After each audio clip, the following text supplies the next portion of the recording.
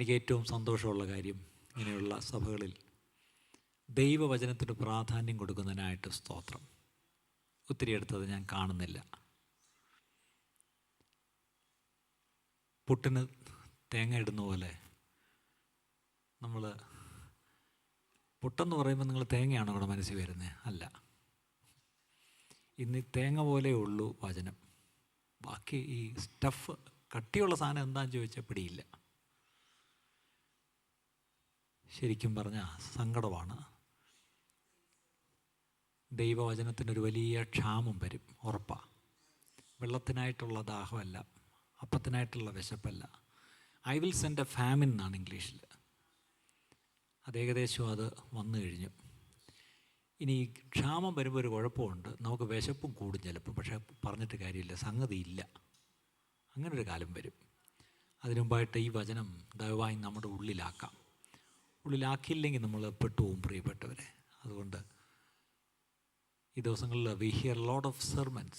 ഞാനും പറയാറുണ്ട്, ഒത്തിരി പ്രസംഗങ്ങൾ നമ്മൾ കേൾക്കുന്നു. പക്ഷെ ഞാനെപ്പോഴും ആത്മാർത്ഥമായിട്ട് ചോദിക്കുന്നൊരു ചോദ്യമാണ്, Lord we hear a lot of sermons but where is your word? ഒത്തിരി പ്രസംഗങ്ങളുണ്ട്. ഇപ്പോൾ യൂട്യൂബ് തന്നെ എടുത്ത ഇഷ്ടം പോലെ പ്രസംഗങ്ങളാണ്. പക്ഷെ ദൈവത്തിൻ്റെ ശബ്ദം എന്ത്? Where is the voice of God? ഞാൻ രാവിലെ പറഞ്ഞു, ഏലിയുടെ കാലത്തെപ്പറ്റി ഒരു കാലം ദൈവശബ്ദം കേൾക്കാനില്ല, ദർശനങ്ങളും മങ്ങിപ്പോയി. ഇന്നത്തെ അവസ്ഥ ഏകദേശം അതാ. ദൈവശബ്ദം കേൾക്കുന്നില്ല, ദൈവിക ദർശനങ്ങളോ കാഴ്ചപ്പാടോ ഇല്ല. പക്ഷേ അതേ സമയത്ത് എല്ലാവരും ബിസിയാണ്, എല്ലാ ചർച്ചസും ബിസിയാണ്. കോവിഡ് സമയത്തേ ഉള്ളൊന്ന് അമിങ്ങിയത്, അത് കഴിഞ്ഞിപ്പോൾ എല്ലാം പഴയ പോലായി. എല്ലാ ചർച്ചസും ലൈവാണിപ്പം. പക്ഷെ ഞാൻ ചോദിച്ചോട്ടെ, ഈ ലൈവ് എന്ന് പറയുമ്പം ഞാൻ ഇന്നലെ പറഞ്ഞ വാക്കുകൾ ഒന്നുകൂടെ ഒന്ന് ഇന്നലെ വരാത്തവർക്ക് വേണ്ടി പറയുക. Many of our churches have become posh Christian clubs. അത്രയേ ഉള്ളൂ. ക്ലബ് അംഗങ്ങൾക്ക് വേണ്ടി മാത്രമുള്ള കാര്യപരിപാടികൾ കൃത്യമായിട്ട് നടത്തി കൊടുക്കപ്പെടും. അംഗങ്ങൾക്കുള്ള പ്രിവിലേജസ് എല്ലാം ഉണ്ടാവും. ക്ലബ്ബ് നോക്കി നടത്താൻ ഒരു പ്രസിഡൻ്റ് ഉണ്ടെങ്കിൽ ഇപ്പുറത്ത് നോക്കി നടത്താൻ ഒരു പാസ്റ്ററുണ്ട്.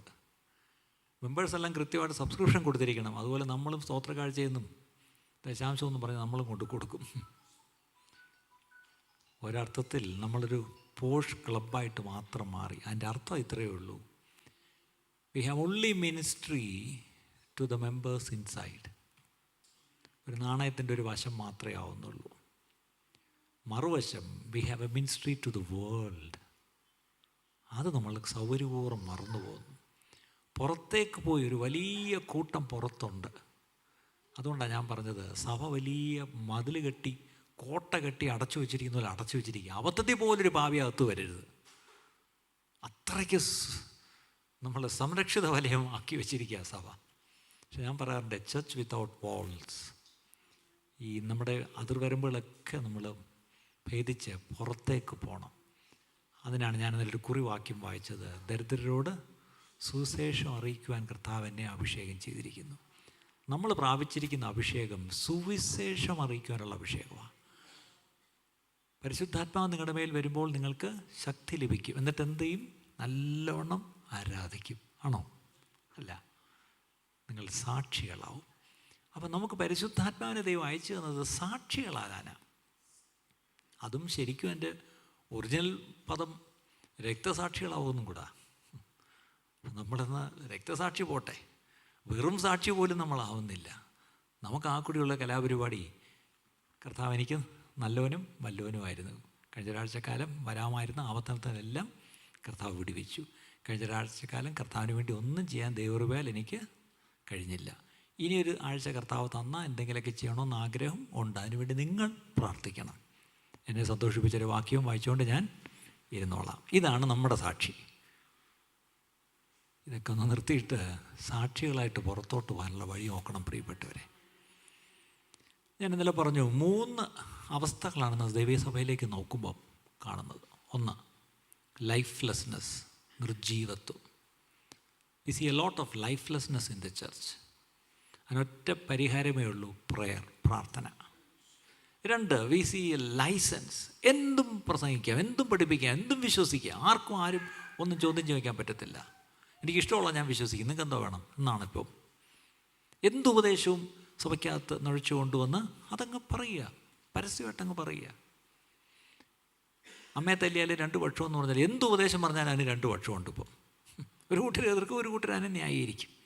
ലൈസൻസ്, അനുവാദം. അതിനൊറ്റ വഴിയേ ഉള്ളൂ, മറുമരുന്നേ ഉള്ളൂ. എന്താ? ഡിസൈപ്പിൾഷിപ്പ്. എന്താണ്?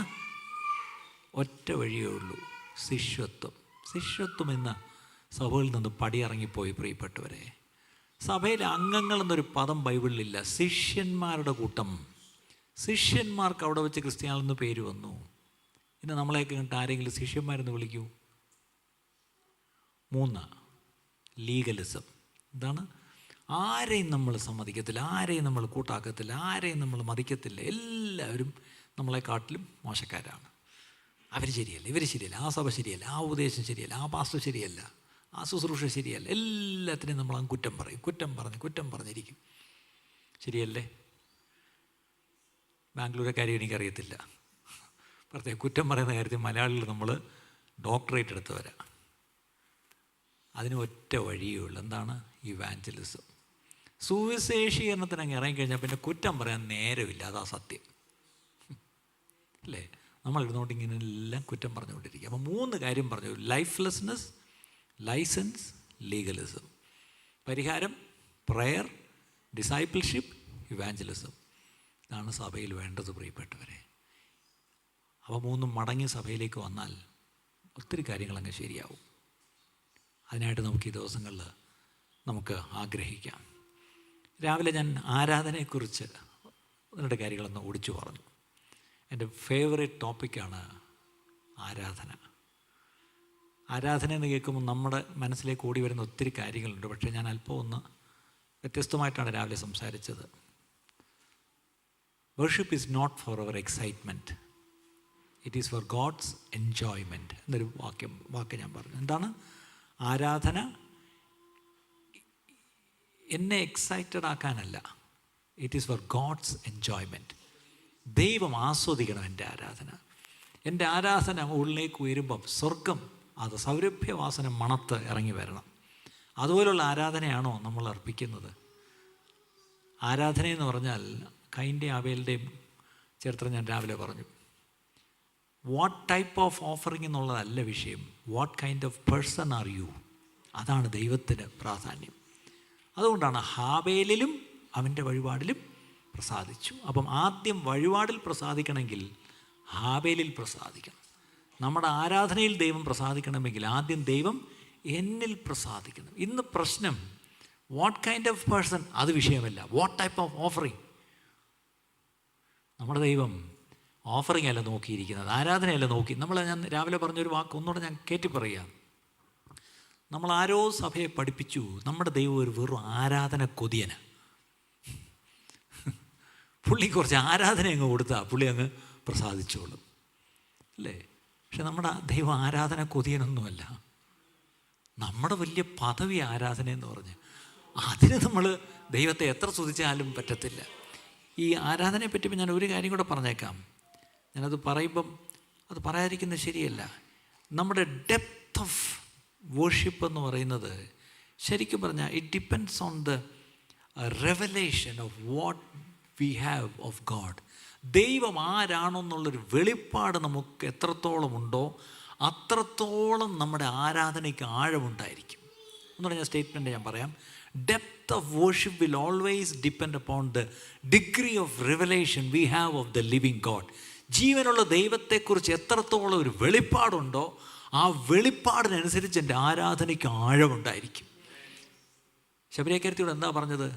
ശബരിയക്കാരത്തി ഒരു ചോദ്യം ചോദിച്ചു, ആ മലയിലോ ഈ മലയിലോ? യേശു പറഞ്ഞു, എടി ചോദിച്ചാൽ ആ മല ഈ മലയൊന്നുമല്ല. സത്യനമസ്കാരികൾ ആരാധിക്കുന്ന കാര്യം ഞാൻ പറഞ്ഞല്ലോ. അപ്പം അവരെ അറിയുന്നതിനെ ആരാധിക്കുന്നു, നിങ്ങളോ അറിയാത്തതിനെ. എൻ്റെ അർത്ഥം യഹൂദന്മാർക്കൊന്നുമില്ലല്ലോ, ജീവനുള്ള ദൈവത്തെ അറിയാം, അല്ലേ? സൃഷ്ടിതാവായ ദൈവത്തെ അറിയാം. ആ ദൈവത്തെക്കുറിച്ചുള്ളൊരു വെളിപ്പാട് അവർക്ക് വചനത്തിലൂടെ അവർക്ക് കിട്ടിയിട്ടുണ്ട്, അവരുടെ പ്രവാചകന്മാർ പറഞ്ഞു കൊടുത്തിട്ടുണ്ട്. അതുകൊണ്ട് ആ വെളിപ്പാടിൽ അവർ ആരാധിക്കുന്നത്. അതേസമയത്ത് ജാതികളോ അവർക്ക് അവരുടെ ഗോഡ് ഓഫ് ദെയർ ഓൺ ഇമാജിനേഷനെ അവർ ആരാധിക്കുന്നത്. ശരിയല്ലേ? അവരുടെ ഭാവനയിലുള്ളൊരു ദൈവത്തെയാണ് ജാതികൾ ആരാധിക്കുന്നത്. ഒരു കല്ലിനെ കണ്ടാൽ ആരാധിക്കും, ഒരു മരത്തെ കണ്ടാൽ ആരാധിക്കും, സൂര്യനെ ആരാധിക്കും, ചന്ദ്രനെ ആരാധിക്കും, എന്തിനെയും ആരാധിക്കും. അവരുടെ ഭാവനയാണ് ദൈവം. ഇപ്പം നിങ്ങൾ ചിന്തിക്കും, ശരിയാ. ഇനി ഞാൻ തിരിച്ചു പറയട്ടെ, ഇന്നത്തെ സഭയുടെ അവസ്ഥയും നമ്മുടെ ഭാവനയിലൊരു ദൈവത്തെ നമ്മളും ഉണ്ടാക്കി വെച്ചിട്ടുണ്ട്. എന്നിട്ട് ആ ഭാവനയിൽ നമ്മൾ ഉണ്ടാക്കി വെച്ചിരിക്കുന്ന ദൈവത്തെയാണ് നമ്മളും ഈ കിടന്ന് ആരാധിക്കുന്നത്. നമ്മളും ജാതികളും തമ്മിൽ വലിയ വ്യത്യാസമൊന്നുമില്ല. ഇപ്പം ഈ വചനപ്രകാരം ജീവനുള്ള ദൈവം തന്നെ വെളിപ്പെടുത്തി തന്നിട്ടുണ്ട്. വചനം ജഡമായവനെക്കുറിച്ചുള്ള വെളിപ്പാട് ഈ വചനം നമുക്ക് തന്നിട്ടുണ്ട്. ആ വെളിപ്പാട് നമ്മൾ പ്രാപിച്ചെങ്കിലേ നമ്മുടെ ആരാധനയ്ക്ക് ആഴമുണ്ടായിരിക്കുള്ളൂ. അല്ലാത്ത ആരാധന ജാതീയ ആരാധനയുമായിട്ട് യാതൊരു വ്യത്യാസവും ഇല്ല പ്രിയപ്പെട്ടവരെ. ഇന്ന് നടക്കുന്ന പല ആരാധനകളും ഞാൻ അല്പം എനിക്കറിയാം, ഇച്ചിരി കൂടുന്നുണ്ടെന്ന് എനിക്കറിയാം, പക്ഷെ നിവൃത്തിയില്ല. എനിക്കുള്ളൊരു സ്വാതന്ത്ര്യവും ദൈവസ്നേഹവും കൊണ്ട് ഞാനങ്ങ് പറയാം. ഇന്ന് പല ആരാധനകളും ആരാധന എന്നുള്ള പേരിൽ കാട്ടിക്കൂട്ടുന്ന കോപ്രായങ്ങൾക്കൊന്നും യാതൊരു ന്യായീകരണവും ഇല്ല പ്രിയപ്പെട്ടവരെ. ജാതികളുടെ ആരാധനയും നമ്മുടെ ആരാധന തമ്മിൽ വലിയ വ്യത്യാസമൊന്നുമില്ല. വെളിപ്പാടോടുകൂടി വേണം നമ്മളെ ദൈവത്തെ ആരാധിക്കുവാൻ. ആ കാര്യം ഒന്ന് ഓർത്തോണം. True worship is always a human response to a divine initiative. നല്ലോണം ഓർക്കണം, ആരാധന എന്ന് പറയുന്നത് നമ്മുടെ ഒരു റെസ്പോൺസാണ്. അപ്പോൾ ഇനിഷ്യേറ്റ് ചെയ്തത് ആരാ? ദൈവമാണ്. ദൈവം ഇങ്ങോട്ടിറങ്ങി വന്ന് നമ്മളെ സ്നേഹിച്ചു. ആ സ്നേഹത്തിന് അങ്ങോട്ട് പ്രതികരിക്കുന്നതാണ് ആരാധന. അല്ലാതെ ജാതികളെപ്പോലെ it's not a human action to attract divine intervention, അല്ലെങ്കിൽ ഡിവൈൻ അറ്റൻഷൻ കിട്ടാൻ വേണ്ടി നമ്മൾ അങ്ങോട്ട് ചെയ്യുന്നൊരു ഹ്യൂമൻ ആക്ഷനല്ല ആരാധന. ആ പർവ്വതത്തിൻ്റെ മണ്ടയിൽ കുറേ പ്രവാചകന്മാർ വന്ന് എന്ത് ചെയ്തു? അവരും ബഹളം വെച്ച് ഭയങ്കര ആരാധനയായിരുന്നു. എന്തിനായിരുന്നു ആരാധന? അവരുടെ ദൈവത്തിൻ്റെ അറ്റൻഷൻ കിട്ടാൻ വേണ്ടിയായിരുന്നു. പക്ഷേ ഇപ്പുറത്ത് ഒരു മനുഷ്യൻ, അദ്ദേഹം അങ്ങനെ വല്ലതും ചെയ്തോ? ഇല്ല. അദ്ദേഹം പറഞ്ഞ ദൈവമേ എനിക്കറിയാം, നമ്മൾ തമ്മിലുള്ള ബന്ധം ഇമാർക്കറിയത്തില്ലല്ലോ, പക്ഷേ ഇമാരൊന്നും അറിയാൻ വേണ്ടി ഒന്ന് പ്രവർത്തിച്ചേക്കണേ എന്ന് പറഞ്ഞു. അത്രയേ ഉള്ളൂ. ഇന്ന് നമ്മുടെ ആരാധനയും ഡിവൈൻ അറ്റൻഷന് വേണ്ടി നമ്മുടെ വെറും മിയർ ആക്ഷൻ ആണോ എന്നൊരു സംശയമുണ്ട്. അവരവരുടെ ദേവനെ വിളിച്ചുണർത്താൻ വേണ്ടി കിടന്ന് ബഹളം വെച്ച പോലെ അല്ല നമ്മൾ ആരാധിക്കേണ്ടത്.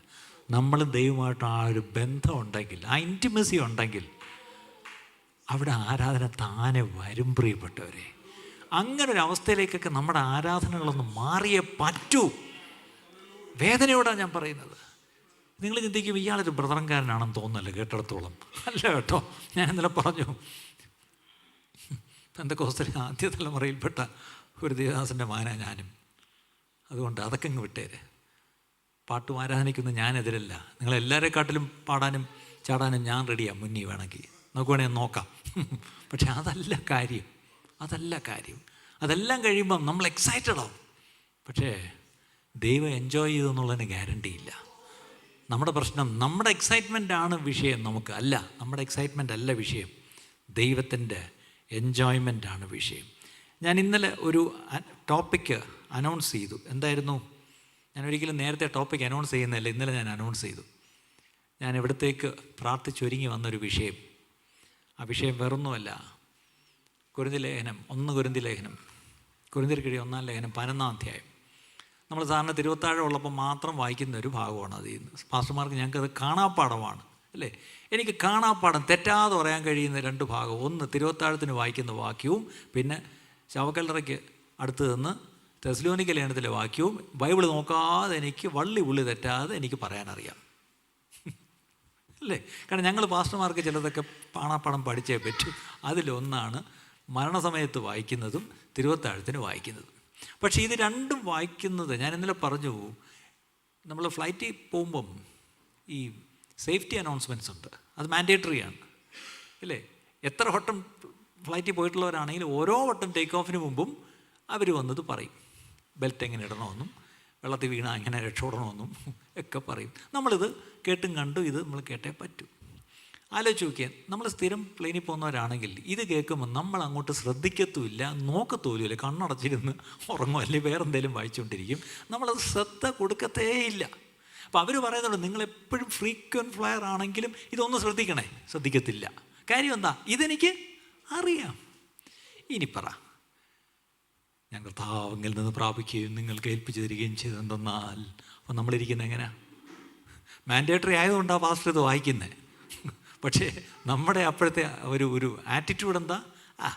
ഇത് എത്ര കേട്ടിരിക്കുന്ന പാസ്റ്ററെ. ഇവിടെയാണ് നമുക്ക് അബദ്ധം പറ്റുന്നത്. നമുക്കെല്ലാം അറിയാം, അല്ലെങ്കിൽ അറ്റ്ലീസ്റ്റ് അറിയാമെന്നൊരു തോന്നലെങ്കിലും നമുക്കുണ്ട്. പക്ഷേ വചനപ്രകാരം നമുക്കൊന്നും അറിയത്തില്ല പ്രിയപ്പെട്ടവരെ. ആ വാക്യത്തിലേക്ക് നമുക്കൊന്നും. ഇന്നെൻ്റെ വിഷയം, ഞാനത് ശരിക്കും പറഞ്ഞാൽ മുമ്പ് ഇങ്ങനെ പ്രസംഗിച്ചിട്ടില്ല. ഇന്ന് ഞാനങ്ങ് ദൈവത്തിൽ ആശ്രയിച്ച് ഞാൻ പറയുക. For better or worse. 1 Corinthians 11:17. ഇനി ആജ്ഞാപിപ്പാൻ പോകുന്നതിൽ ഞാൻ നിങ്ങളെ പുകഴ്ത്തുന്നില്ല. നിങ്ങൾ കൂടി വരുന്നതിനാൽ നന്മയ്ക്കല്ല തിന്മയ്ക്കത്രേ ഇടയാകുന്നത്. നിങ്ങൾ കൂടി വരുന്നതിനാൽ നന്മയ്ക്കല്ല തിന്മയ്ക്കത്രേ ഇടയാകുന്നത്. ഇങ്ങനൊരു വാക്യം കണ്ടിട്ടുണ്ടോ?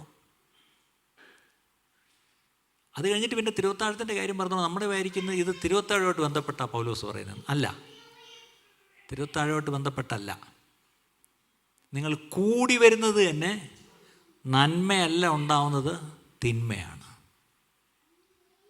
സാധാരണ ആരും പ്രസംഗിച്ച് കേൾക്കാത്തൊരു വിഷയമാണെന്ന് എനിക്ക് തോന്നുന്നു. ഞാൻ കേട്ടിട്ടില്ല.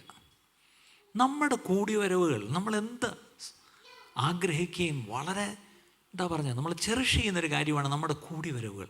അത് നമ്മുടെ സഭാ കൂടിവരവുകൾ, ഞായറാഴ്ച കൂടിവരവായാലും എന്ത് കൂടിവരവാണെങ്കിലും വി ആർ ലുക്കിംഗ് ഫോർവേഡ് അല്ലേ. പക്ഷെ ഇവിടെ പറയുന്നു, നിങ്ങൾ കൂടി വരുന്നത്, അത് ഞായറാഴ്ചയായാലും ശരി എപ്പോഴൊക്കെ കൂടി വന്നാലും അത് നന്മയ്ക്കല്ല നിങ്ങൾ കൂടി വരുന്നത് ഇടയാക്കുന്നത്, തിന്മയ്ക്കാണ്. അയ്യോ, തിന്മയോ? തിന്മയായിട്ട് നമ്മളെന്ത് ചെയ്തു? തിന്മയ്ക്കായിട്ട് ആരെങ്കിലും കൂടി വരുമോ? നമ്മളെന്ത് ആഗ്രഹിച്ച് പ്രാർത്ഥിച്ച് ഒരുമിച്ച് കൂടി വരുന്നു? പൗലോസ് പറയാ, ഒന്നുമല്ല, നിങ്ങൾ കൂടി വരുന്നതുകൊണ്ട് നന്മയൊന്നുമില്ല, തിന്മയാണ്. ഇത് ഗൗരവമുള്ളൊരു ഭാഗമാണ് അപ്പോസ്തലൻ പറയുന്നത്. അപ്പോൾ നമ്മൾ പെട്ടെന്ന് വായിക്കും, എന്താ അങ്ങനെ പറയാൻ കാര്യം? ഉടനെ എൻ്റെ കൂടെ പറയുന്നു, ഒന്നാമത് നിങ്ങൾ സഭ കൂടുമ്പോൾ നിങ്ങളുടെ ഇടയിൽ ഭിന്നതയുണ്ട്, അതായിരിക്കും പറഞ്ഞത്. അപ്പോൾ ആ കൊരിന്തിലെ സഭയിൽ ആ പ്രത്യേക സാഹചര്യത്തിൽ അവിടെ എന്തോ ചില ഫാക്ഷൻസ്, ചില ഡിവിഷൻസ് ഉണ്ടെന്നുള്ളത് നമുക്ക് മനസ്സിലായി. അപ്പോൾ അത് മനസ്സിൽ വെച്ചുകൊണ്ടാണ് പൗലോസ് ഇത് പറയുന്നതെന്നാണ് നമ്മുടെ മനസ്സിലേക്ക് ആദ്യം ഓടി വരുന്നത്. പക്ഷേ ഒന്ന് ഓർക്കണം, നമ്മളൊരു ഭാഗം വായിക്കുമ്പം അതിൻ്റെ തൊട്ട് മുമ്പിലുള്ള ഭാഗം മാത്രം വായിച്ചാൽ പോരാ. ഇതൊരു എഴുത്താണല്ലേ, അല്ലേ? ഒരു സഭയ്ക്ക് എഴുതുന്ന എഴുത്താണ്. അത് നമ്മൾ പിന്നീട് അധ്യായവും ഈ പറഞ്ഞ പോലെ വാക്യങ്ങളൊക്കെ പിരിച്ചു വെച്ചിരിക്കുന്നു. ഇപ്പോൾ ഇത് 11-ാം അധ്യായമാണ്. ഇതിനു മുമ്പ് 10 അധ്യായമുണ്ട്. ഈ 10 അധ്യായം കൂടെ ചേരുമ്പോഴേ ഒരു എഴുത്താവുന്നുള്ള, ആ സഭയോടുള്ള എഴുത്താണ്, ആ സഭയ്ക്കുള്ള എഴുത്താണ്. അപ്പോൾ ആ എഴുത്ത് മൊത്തം ഒന്ന് ഓടിച്ചു വായിച്ചെങ്കിലേ ഈ പറയുന്നതിൻ്റെ അർത്ഥം നമുക്ക് മനസ്സിലാകത്തുള്ളൂ. അപ്പോൾ നമുക്ക് ഈ 10 അധ്യായത്തിലേക്ക് ഒന്ന് ഓടിച്ചൊന്ന് പോകാമോ? ഇത് ഇച്ചിരി ബോറിങ് ആണെന്ന് എനിക്ക് മനസ്സിലായി. കാരണം ഇതിനകത്ത് വേറൊന്നും, ഇതിനകത്ത് ഇളക്കപ്പരിപ്പിനോ വകുപ്പൊന്നും ഇതിനകത്തില്ല. പക്ഷേ ഒരു അനുതാപത്തിനും മാനസാന്തരത്തിനാണെങ്കിൽ ഒരുപാട് വകുപ്പുണ്ട്. ഇതിലേത് വേണമെന്നുള്ളത് നമ്മൾ തീരുമാനിക്കണം, അല്ലേ? ഞാൻ ഇന്നലെ പറഞ്ഞ കാര്യം ഒന്നുകൂടെ പറഞ്ഞേക്കാം. ഇന്ന് ക്രിസ്ത്യാനികൾ 2 തരമാണ്. ഏതൊക്കെയാണ്? ലോകത്തെ 2 തരം ക്രിസ്ത്യാനികളാണ്. ഒന്ന് കത്തോലിക്കരും മറ്റേത് പ്രൊട്ടസ്റ്റൻ്റുകാരും, അല്ലേ? അല്ല, ഞാൻ പറഞ്ഞു Sunday Christians and Monday Christians. എന്താണ് Sunday Christians? They crowd the church. ഞായറാഴ്ച ഇടിച്ച് കയറി ഇങ്ങും വരും. കൃത്യമായിട്ട് ഇവിടെ ഇരിക്കാൻ പോലും സ്ഥലമില്ലാത്തവണ്ണം എല്ലാവരും ഹാജരായിരിക്കും. മൺഡേ ക്രിസ്ത്യൻസ് എന്നൊരു കൂട്ടരുണ്ട്. അതാരാ? മൺഡേ ടു സാറ്റർഡേ ക്രിസ്ത്യൻസ് എന്നാണ് എൻ്റെ അർത്ഥം. അതിൻ്റെ അർത്ഥം ദേ ഇമ്പാക്ട് ദ സൊസൈറ്റി. ഇവിടെ വന്ന് 2 മണിക്കൂർ ഇരിക്കുന്നതല്ല കാര്യം, അടുത്ത 6 ദിവസം പുറത്തല്ലേ. ഈ ലോകത്ത് നമ്മൾ ജീവിക്കുമ്പം നമ്മളെ എവിടെയൊക്കെ ദൈവം ആക്കുന്നു അവിടെ എല്ലാം നമുക്ക് ഒരു ഇമ്പാക്റ്റ് ഉണ്ടാക്കാൻ കഴിയുന്നെങ്കിൽ, ഒരു ഇൻഫ്ലുവൻസ് ഉണ്ടാക്കാൻ കഴിയുന്നെങ്കിൽ അവരാണ് മൺഡേ ക്രിസ്ത്യൻസ് എന്ന് പറയുന്നത്. പക്ഷെ അൺഫോർച്ചുനേറ്റ്ലി ഇന്ന് സഭകൾ മുഴുവൻ ഈ സൺഡേ ക്രിസ്ത്യൻസിനെ കൊണ്ടങ്ങ് നിറഞ്ഞിരിക്കുക. അവിടെ ഇന്നൊരു തീരുമാനം എടുക്കണം, Lord let me become A Monday Christian. ഞായറാഴ്ച ക്രിസ്ത്യാനികളെന്ന് പറയും, നമ്മളെല്ലാം നല്ല ഞായറാഴ്ച ക്രിസ്ത്യാനികളാണ്. പക്ഷേ ഈ ഞായറാഴ്ച ക്രിസ്ത്യാനിയായിരിക്കാനല്ല കർത്താവ് നമ്മളെ വിളിച്ച് രക്ഷിച്ച് തൻ്റെ മക്കളാക്കി തീർത്തത്. പുറത്തിറങ്ങി സ്വാധീനം ചെലുത്തണം, സമൂഹത്തിൽ സാക്ഷികളായിട്ട് ജീവിക്കണം. അതിനുവേണ്ടിയാണ് ദൈവം നമ്മളെ വിളിച്ചത്. ഇനി പാസ്റ്റർമാരെ, ഞങ്ങളുടെ ഭാഗത്തും ഒരു കുറ്റമുണ്ട്. ഞാനെപ്പോഴും പറയും, we pastors we are interested in filling the rooms, whereas we should be fulfilling our mission, അല്ലേ? പാസ്റ്റർമാരൊരു കാര്യം ഓർക്കണം, ഞങ്ങളെ ഏൽപ്പിച്ച ഒരു ദൗത്യമുണ്ട്. ആ ദൗത്യ പൂർത്തീകരണമായിരിക്കണം ഞങ്ങൾ ചെയ്യേണ്ടത്. പക്ഷേ instead of fulfilling the mission, we കടന്ന് കഷ്ടപ്പെടുന്ന മുഴുവൻ എന്തിനു വേണ്ടിയാ? To fill the room. ഒരു ഹോള് പണിഞ്ഞാൽ നിറഞ്ഞു കിട്ടണം ഹോൾ, അത്രയേ ഉള്ളൂ. ഒരു ഞായറാഴ്ച സാറിന് ഞങ്ങൾ മാസ്റ്റർമാർക്കറിയാം, ഞങ്ങളിവിടെ ഇങ്ങനെ നോക്കുമ്പം ആരാരെവിടെയൊക്കെ വന്നിട്ടില്ല എന്നുള്ളത് ഞങ്ങൾക്കറിയാം. കാരണം നിങ്ങൾ ഇരിക്കുന്ന സീറ്റ് കൃത്യം ഒരേ സീറ്റിൽ തന്നെ ആയിരിക്കും, ഉറപ്പാണ് അല്ലേ? അപ്പം ഞങ്ങളിങ്ങനെ നോക്കുന്നുണ്ട്, അവിടുത്തെ അമ്മ വന്നിട്ടില്ല, ഇവിടുത്തെ അച്ഛൻ വന്നിട്ടില്ല, ഇവിടുത്തെ ഈ പുള്ളി വന്നിട്ടില്ല. ഉച്ച കഴിയുമ്പോഴേ ഞാൻ വിളിക്കും, എന്തു പറ്റി? അയ്യോ അതെ എനിക്ക് ചെറിയൊരു അടുത്ത എന്തു പറ്റി? അല്ല എനിക്കൊരു ഞാൻ ലേറ്റായിട്ടാണ് ഞാൻ യാത്ര കഴിഞ്ഞ് വന്നത്, അപ്പോഴത്തേക്ക് ലേറ്റായി. ഓക്കെ സ്തോത്രം. ഞാൻ എന്തിനാണ് വിളിച്ച് തിരക്കിയെന്നറിയാമോ? വേറെ ചർച്ചിൽ പോയിട്ടില്ലല്ലോ എന്ന് ഉറപ്പിക്കാനാണ് ഞാൻ വിളിച്ചത്, അല്ലാതെ ഞാൻ അവരോടുള്ള സ്നേഹം കൊണ്ടോ ഒന്നുമല്ല. ഇനി ഞാൻ ഈ ഒന്ന് വിളിച്ച് തിരക്കിയില്ല എന്നുള്ള ഒറ്റ കാരണം മതി അടുത്ത ആഴ്ച അവരടുത്ത് ചർച്ചിൽ പോകാൻ. കാര്യം അവിടെ മറ്റേ ഉറ്റാലല്ല, വലിയ വലയും കൊണ്ടിരിക്കുക അല്ലേ. വലിയ സമുദ്രം അപ്പുറത്ത് കിടപ്പുണ്ട്, ഇഷ്ടം പോലെ മീൻ പിടിക്കാം, പക്ഷെ ആർക്കും സമുദ്രത്തിൽ പോയി പിടിക്കാൻ വയ്യ. എല്ലാവരും ചെറിയ തോർത്തുമായിട്ട് ഇറങ്ങി ഫിഷ് ടാങ്കിൽ നിന്നാണ് പിടിക്കുന്നത് അല്ലേ. അതങ്ങനെ ആയിപ്പോയി, എന്ത് ചെയ്യാനാ അല്ലേ. ഇന്ന് നമ്മുടെ പാരമ്പര്യ സഭകളെല്ലാം ഈ ഫിഷ് ടാങ്കിനകത്ത് നിന്ന് ഒരു ടാങ്കിൽ നിന്ന് പിടിച്ച് ഇപ്പുറത്തെ ടാങ്കിൽ നിന്ന് ഇടുന്നതല്ലാതെ ഇപ്പം പിടിച്ച മീനിനെ ഒന്നും കാണാനില്ല. ഇതാണ് സത്യം. പക്ഷെ നിങ്ങൾ ഈ ജാതികളുടെ സഭ എന്നൊക്കെ പറഞ്ഞ ചില സഭകളുണ്ട്, അവിടെ എല്ലാ ആഴ്ചയും ഇപ്പം പിടിച്ചത് ഒത്തിരി വരുന്നുണ്ട് കേട്ടോ. അത് ചിലതൊക്കെ പിന്നെ ചാടി പോകുമായിരിക്കും, പക്ഷെ എന്നാലും ചിലതൊക്കെ ഈ പറഞ്ഞ ഉറ്റാലി കിടപ്പുണ്ടെന്ന്. അതൊന്നും നമ്മളൊന്ന് പഠിക്കുന്നവള്ള ഈ ദിവസങ്ങളിൽ. It's not filling the room, it's fulfilling the mission. ഞാൻ ഈ ഒരു തുടുവാക്യം പോലെ ഇങ്ങനെ പറഞ്ഞ് വിടുന്ന പല സ്റ്റേറ്റ്മെൻറ്റ്സും വളരെ വിസ്തരിക്കേണ്ടുന്ന സ്റ്റേറ്റ്മെൻറ്റ്സാണ്, പക്ഷേ ഞാൻ സമയക്കുറവുകൊണ്ട് ഓടിച്ചങ്ങ് പറയുന്നതേ ഉള്ളൂ. ശരി, ഇവിടെ നമ്മൾ ആ കൊരിന്ത്യലേഖനത്തിലേക്ക് വരുമ്പം അതിൻ്റെ 1-ാമത്തെ അധ്യായത്തിലേക്ക് നമുക്കൊന്ന് വരാം. നമ്മൾ 11-ാം അധ്യായത്തിലെ ആ ഭാഗം മാത്രം എടുത്താൽ പോരാ. 1-ാം അധ്യായത്തിലേക്ക് വരുമ്പം അവിടെ എഴുതിയിരിക്കുന്ന 1-ാം അധ്യായത്തിൻ്റെ 2-ാം വാക്യം തൊട്ട് ക്രിസ്തുവേശുവിൽ വിശുദ്ധീകരിക്കപ്പെട്ടവരും കണ്ടോ. പൗലോസ് തന്നെ പറയുക, ഈ കൊരിന്ത്യരാരാ? ക്രിസ്തുവേശുവിൽ വിശുദ്ധീകരിക്കപ്പെട്ടവർ. അതിൻ്റെ അർത്ഥം സഭയിലിരിക്കുന്നവരെ എന്തായിട്ടാണ് അവിടെ പൗലോസ് പറയുന്നത്? വിശുദ്ധീകരിക്കപ്പെട്ടവരാ. ഇത് നമ്മൾ എത്ര പേര് വിശ്വസിക്കുന്നുണ്ട്? ഇന്നൊരു പക്ഷേ ഈ സഭയ്ക്കൊരു എഴുത്തെഴുതിയാലും പൗലോസ് ഇങ്ങനെ എഴുത്തുള്ളൂ അല്ലേ. നമ്മുടെ ഓരോ സഭയ്ക്കൊരു എഴുത്തെഴുതിയാൽ ഇങ്ങനെ പൗലോസ് എഴുത്തുള്ളൂ. അതിൻ്റെ അർത്ഥം നമ്മൾ ക്രിസ്തുവേശുവിൽ വിശുദ്ധീകരിക്കപ്പെട്ടവരാ. ഒരു സംശയം വേണ്ട. നിങ്ങൾക്ക് നെഞ്ചി കൈവച്ചിട്ട് പറയാം, അതെ ഞാൻ വിശുദ്ധീകരിക്കപ്പെട്ടവനാണ്. അവിടെ ഇവിടെ എവിടെയും നമ്മുടെ കർത്താവായ യേശു ക്രിസ്തുവിൻ്റെ നാമത്തെ വിളിച്ചപേക്ഷിക്കുന്ന ഏവരോടും കൂടെ വിളിക്കപ്പെട്ട വിശുദ്ധന്മാർ. അതിൻ്റെ അർത്ഥം നമ്മൾ വിശുദ്ധീകരിക്കപ്പെട്ടവർ മാത്രമല്ല, വിളിക്കപ്പെട്ടവരുമാ. We are called and we are sanctified. എത്ര പേർക്ക് ആ ബോധ്യമുണ്ട്? എന്നെ ദൈവം വിളിച്ചതാ, എന്നെ ദൈവം വിളിച്ച് വിശുദ്ധീകരിച്ചതാ. ഇതെത്ര പേർക്ക് ബോധ്യമുണ്ട്? നമ്മൾ പലപ്പോഴും കുറ്റബോധത്തിലാണ് സഭയെ വന്നിരുന്നിട്ട് പോകുന്നത്. നമുക്കറിയാം ഈ കൊരിന്ത്യ സഭയ്ക്ക് ഒത്തിരി പ്രശ്നമുണ്ടെന്ന് നമുക്കറിയാം.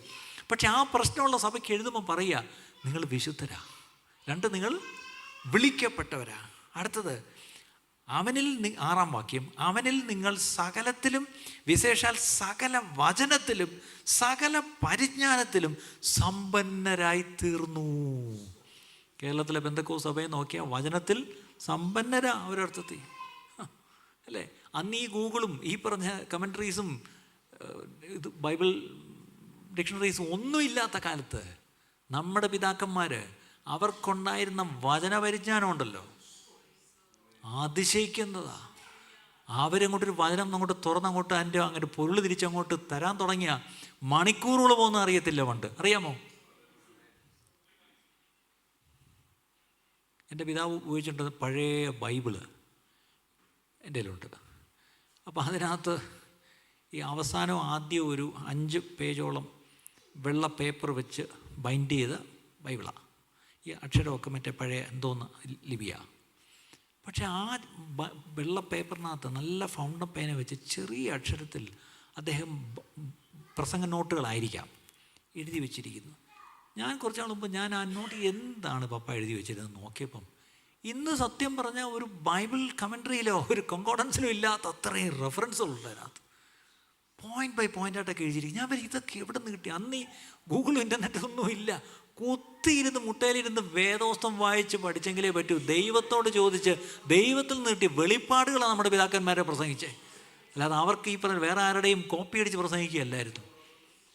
ഇങ്ങനത്തെ വെളിപ്പാട്, വചനത്തിലുള്ള സമൃദ്ധി. അടുത്തത് പരിജ്ഞാനത്തിലും സമ്പന്നത, അല്ലേ? നല്ല വചനത്തിൽ സമ്പന്നരായിരുന്നു. അടുത്തത് പരിജ്ഞാനത്തിലും സമ്പന്നരായിരുന്നു.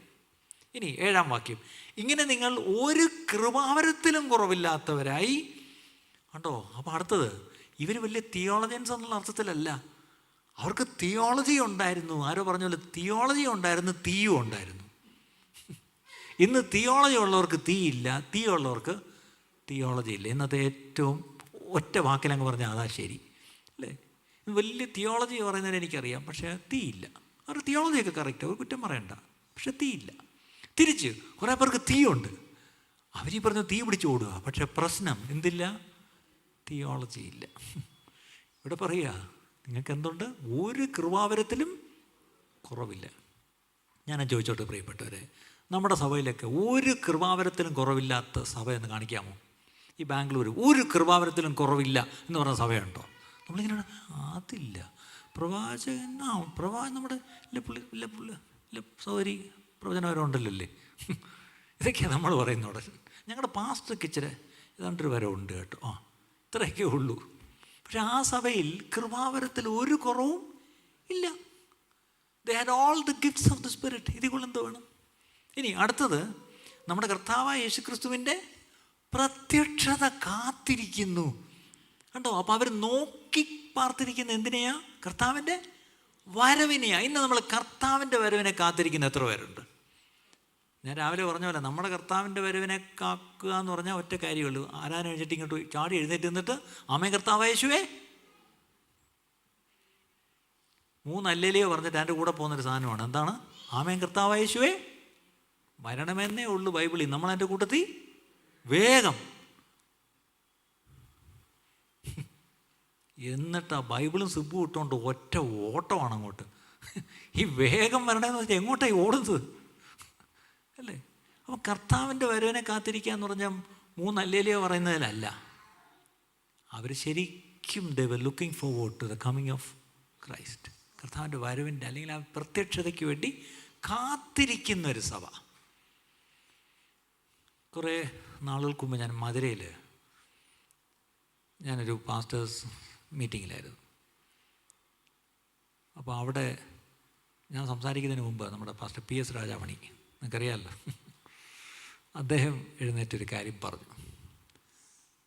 അദ്ദേഹം പറഞ്ഞു, ഇദ്ദേഹം സംസാരിക്കുന്നതിന് മുമ്പ് ഞാൻ ഒറ്റ ചോദ്യം ചോദിച്ചോട്ടെ. ഇവിടെ ഇരിക്കുന്ന എല്ലാം പാസ്റ്റർമാരാണല്ലോ.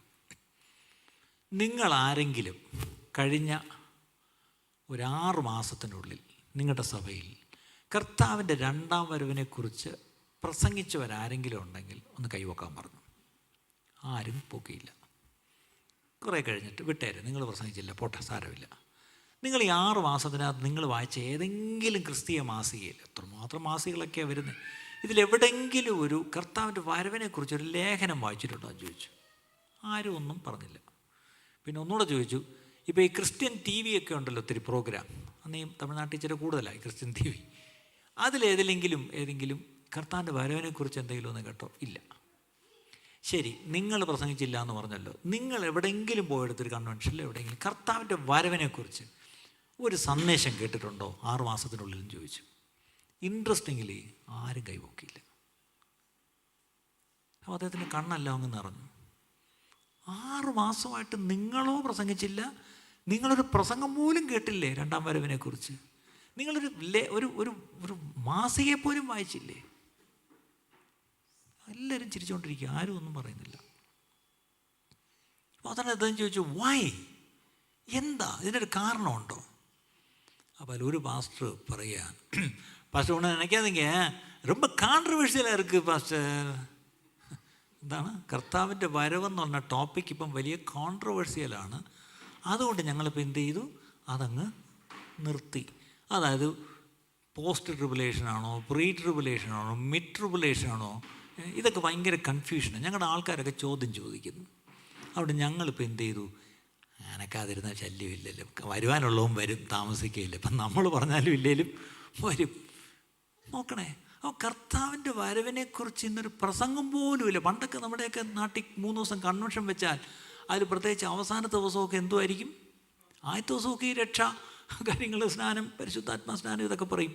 അവസാനത്തെ ദിവസം ഒരു കർത്താവിൻ്റെ വരവിനെക്കുറിച്ചൊരു പ്രസംഗമുണ്ട്. പഴയ നമ്മുടെ ദേവാസന്മാരൊക്കെ ആത്താണ് പ്രസംഗിക്കുന്നത്. ആത്തങ്ങോട്ട് പ്രസംഗിച്ചാൽ അവിടെ ഇരിക്കുന്നവരെല്ലാം അങ്ങ് ആ രംഗങ്ങളൊക്കെ ഒന്ന് ആലോചിച്ച് നോക്കി പ്രിയപ്പെട്ടവരെ. ഇനി ഞാൻ മധുരയിൽ ആ പാസ്റ്റർ ചോദിച്ചങ്ങ് വിടാം. ഇന്ന് നമ്മൾ 6 മാസത്തിനുള്ളിൽ ഒരു കർത്താവിൻ്റെ വരവിനെക്കുറിച്ചൊരു പ്രസംഗം കേട്ടിട്ടുണ്ടോ പ്രിയപ്പെട്ടവരെ?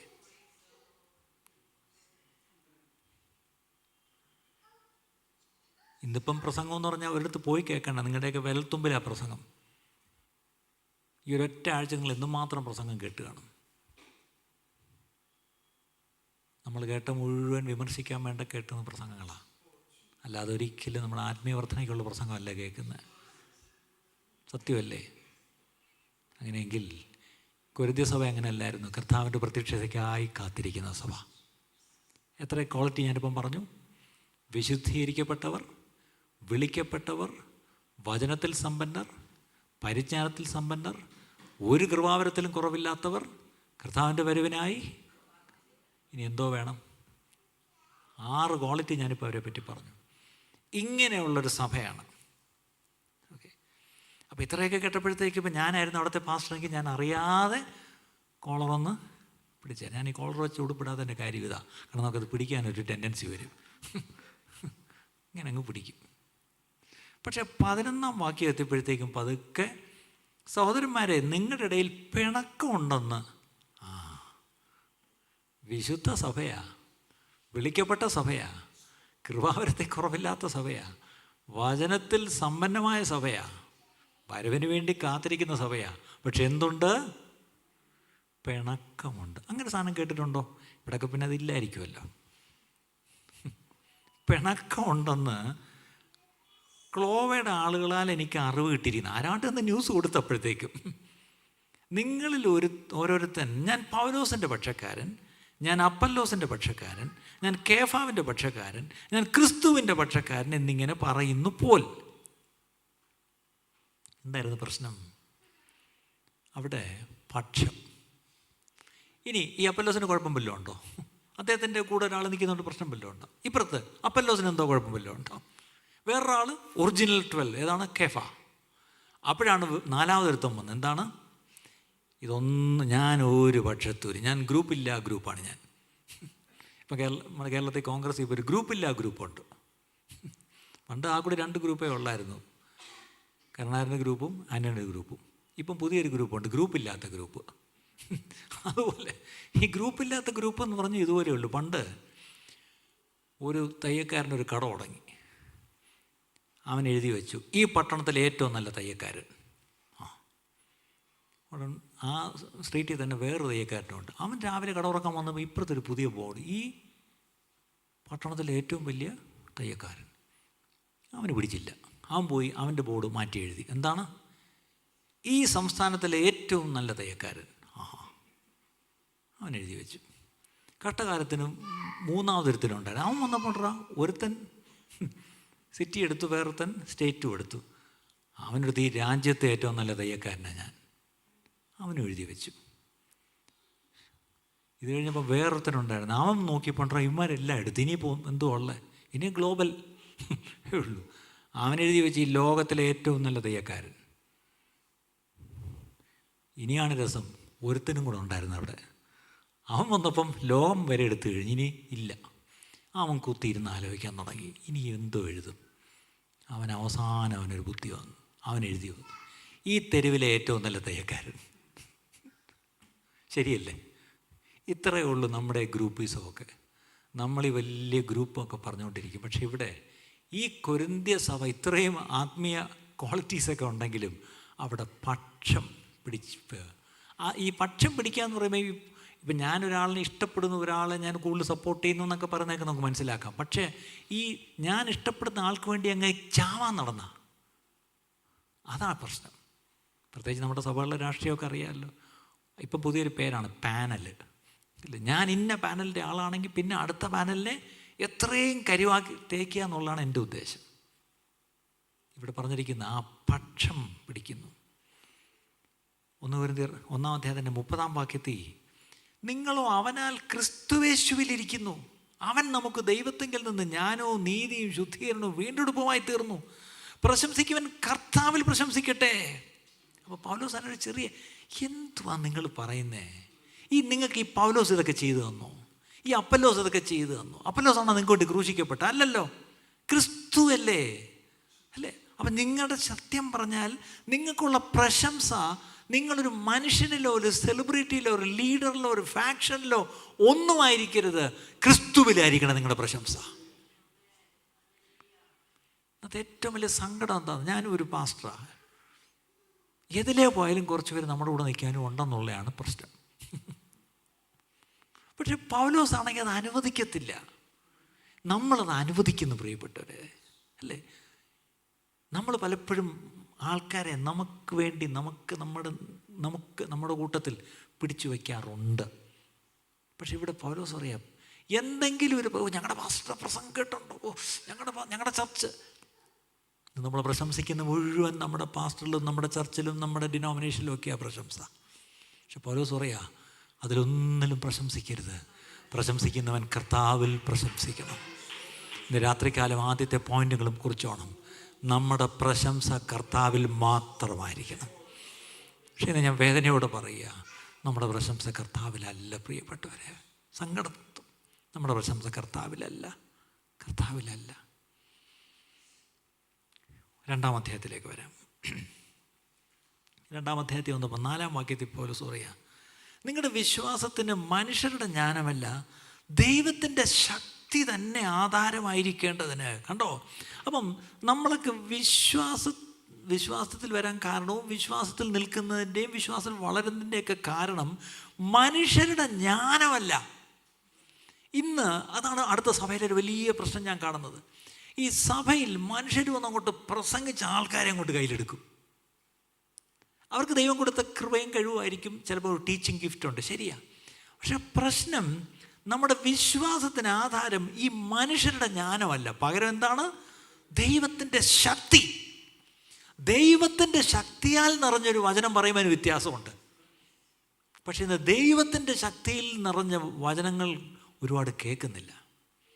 ഞാനല്ലേ SABC-യിൽ ഞാൻ ആരുമായിട്ടായിരുന്നു, ജോ തോമസും ഉണ്ടായിരുന്നു. അപ്പോൾ ഞാൻ പറയുമായിരുന്നു, ഞാൻ ഈ ഇടയ്ക്കൊരു സംഭവം വായിച്ചു. വർഷങ്ങൾക്ക് മുമ്പ് ഒരു ആഫ്രിക്കൻ ബിഷപ്പ് മാരാമണ്ണ് കൺവെൻഷനൊക്കെ പ്രസംഗിക്കാൻ വന്നിട്ടുള്ള അദ്ദേഹം ഒരു ചെറിയ മീറ്റിങ്ങിൽ പ്രസംഗിക്കുകയായിരുന്നു. അപ്പോൾ അദ്ദേഹത്തിൻ്റെ തർജ്ജമക്കാരനായിട്ടൊരു തമിഴ്നാട്ടുകാരനായ ഒരു സഹോദരനാണ്. അദ്ദേഹം ഒരു ഹൈന്ദവ കൺവേർട്ടാണ്. അദ്ദേഹം തർജ്ജമ ചെയ്യുക. അപ്പോൾ ഇദ്ദേഹം അന്ന് ഈ അൺഫോർഗീവ്നെസ്സിനെ കുറിച്ച്, അല്ലെങ്കിൽ ക്ഷമിക്കേണ്ടതിൻ്റെ ആവശ്യത്തെക്കുറിച്ചാണ് പ്രസംഗിച്ചുകൊണ്ടിരുന്നത്. അപ്പോൾ ഈ പ്രസംഗം ഇങ്ങനെ കത്തി കയറുക. ഇദ്ദേഹം തർജ്ജമയെ അതുപോലെ കൂടെ തർജ്ജമ ചെയ്യുക. പെട്ടെന്ന് ഒരു ലെവലെത്തിയപ്പം തർജ്ജമക്കാരൻ പെട്ടെന്ന് ഇദ്ദേഹത്തെ തട്ടി, ഒരു മിനിറ്റ് എൻ്റെ ബ്രേക്ക്, എനിക്കൊരു ബ്രേക്ക് വേണം, ഒരു മിനിറ്റ്. എന്നിട്ട് പുള്ളി അങ്ങോട്ട് ഉടനെ ഇയാൾ വിചാരിച്ചു തർജ്ജമക്കാരൻ എന്തോ അത്യാവശ്യമുണ്ട്, എന്തിനാണോ എന്തോ അദ്ദേഹം ബ്രേക്ക് കൊടുത്ത് ആട്ടെന്ന് പറഞ്ഞു. ഇവിടെ ഇദ്ദേഹം ഓടി ഈ ജനക്കൂട്ടത്തിനിടയിലേക്ക് ചെന്നിട്ട് ഒരാളെടുത്ത് തന്നിട്ട് കയ്യെ പിടിച്ചിട്ട്, ദൈവനാമത്തെ എന്നോട് ക്ഷമിക്കണം. അദ്ദേഹം എന്നോട് ക്ഷമിക്കണം, രണ്ടും കൂടെ കെട്ടിപ്പിടിച്ചു. തിരിച്ചു വന്നിട്ട് പറഞ്ഞ്, കണ്ടിന്യൂ, ബാക്കി പ്രസംഗിച്ചോളാം പറഞ്ഞു. അപ്പം ബിഷപ്പ് ചിരിച്ചുകൊണ്ട് പറഞ്ഞു, the Holy Spirit has taken over, now I don't need to preach. എനിക്കിനി പ്രസംഗിക്കേണ്ട ആവശ്യമില്ല, പരിശുദ്ധാത്മാവ് പ്രവർത്തിച്ച് തുടങ്ങി എന്ന് പറഞ്ഞ് പ്രസംഗം നിർത്തി. ഇന്ന് ഫൊർഗീവ്നെസ്സിനെ പറ്റി നമുക്ക് എത്ര പോയിന്റ് വേണേലും പ്രസംഗിക്കാം, ശരിയല്ലേ? കേൾക്കുന്നവർക്കൊക്കെ ഇന്ന് എന്തോ ഒരു പ്രസംഗമായിരുന്നു, ആ പോയിൻ്റൊക്കെ ഒന്ന് കുറിച്ചെടുത്ത് അത് എവിടെയെങ്കിലും നോട്ട് കിട്ടുമോ, അല്ലെങ്കിൽ അത് യൂട്യൂബിലുണ്ടോ എന്നൊക്കെയാണ് എല്ലാവരും ചോദിക്കുന്നത്. പക്ഷേ അദ്ദേഹം പ്രസംഗിച്ചപ്പം ആരും നോട്ട് കുറിച്ചില്ല. ആരാ ആദ്യം ചെന്ന് നിരന്നത്? തർജ്ജമക്കാരൻ. നമ്മുടെയൊക്കെ പ്രസംഗങ്ങളിൽ ഇതുവെല്ലാം സംഭവിക്കുന്നുണ്ടോ പ്രിയപ്പെട്ടവരെ? ഞാൻ വളരെ ശാന്തമായിട്ടാണ് സംസാരിക്കുന്നത്. നിങ്ങളെ ഇളക്കുകയും ചാടിക്കുകയും ഒന്നും ചെയ്യുന്നില്ല. പക്ഷെ എനിക്കൊരു കാര്യം ഉറപ്പാണ്, ഞാനീ പറയുന്ന വചനങ്ങൾ നിങ്ങളുടെ ഉള്ളിൽ ചെന്ന് പതിക്കുന്നുണ്ട്. വരുന്ന ആളുകളിൽ, നമ്മുടെ സഭകളിൽ ദൈവജന ശുശ്രൂഷ നടക്കുമ്പം ചില കാര്യങ്ങൾ നടക്കും.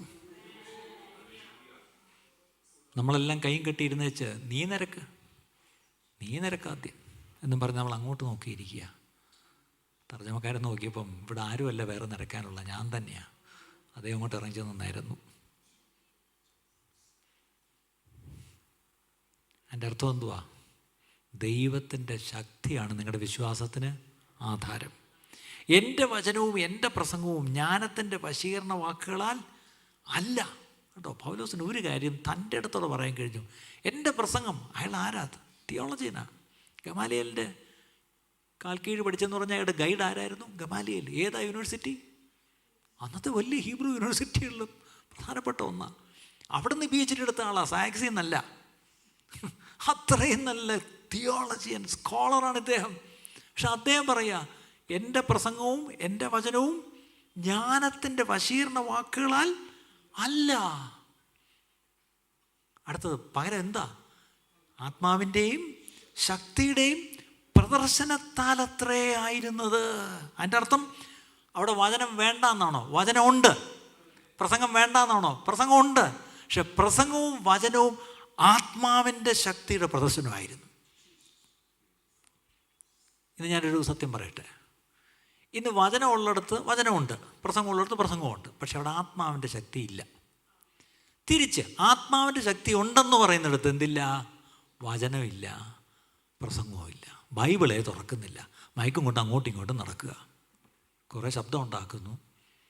ഇദ്ദേഹത്തെ ഇവിടെ നിന്ന് വിടത്തേ ഇല്ല, ഫുൾ ടൈം ഇവിടെ കാണണം. എന്നിട്ട് നമ്മൾ പറയുന്നു വചനത്തിൻ്റെ ആവശ്യം എന്താ? ആത്മാവിൻ്റെ ഇവിടെ സംഗതി മൊത്തം അങ്ങ് തുറന്നിരിക്കുക, സ്വർഗം. ഞാൻ പറഞ്ഞാൽ കൂടിപ്പോവും. അതും ബാംഗ്ലൂർ പറയുമ്പോൾ ഇച്ചിരി സൂക്ഷിക്കണമല്ലോ ഞാൻ. അതുകൊണ്ട് ഞാൻ പറയുന്നില്ല. എന്നോട് ഒത്തിരി പേര് പറയുന്നുണ്ട്, പാസ്റ്ററെ ഒന്ന് പ്രതികരിക്കണം. ഞാൻ പറഞ്ഞില്ല, ഇപ്പം പ്രതികരിക്കത്തില്ല. കാരണമുണ്ട്. എന്തുകൊണ്ട് നിങ്ങളുടെ കുട്ടികൾ പോകുന്നു? Your places are so dry. നിങ്ങളുടെ സഭകളിലെ വരൾച്ച കാരണമാണ് വെള്ളം തേടി തണുപ്പ് തേടി ജനങ്ങൾ ഇറങ്ങിപ്പോകുന്നത്. പോകുന്നവരെ കുറ്റം പറയരുത്. പോകുന്നിടത്ത് വചനമുണ്ടോ ഇല്ലയോ എന്നുള്ളതൊക്കെ നമുക്ക് പിന്നെ ആലോചിക്കാം. ആദ്യം നമ്മുടെ വചനത്തിലും നമ്മുടെ പ്രസംഗത്തിലും ആത്മശക്തിയുടെ പ്രദർശനം ഉണ്ടാവണം പ്രിയപ്പെട്ടവരെ. അതിൻ്റെ അർത്ഥം വചനത്തിൽ തന്നെ ആത്മശക്തി ഉണ്ടാവണം, പ്രസംഗത്തിൽ തന്നെ ആത്മശക്തി ഉണ്ടാവണം.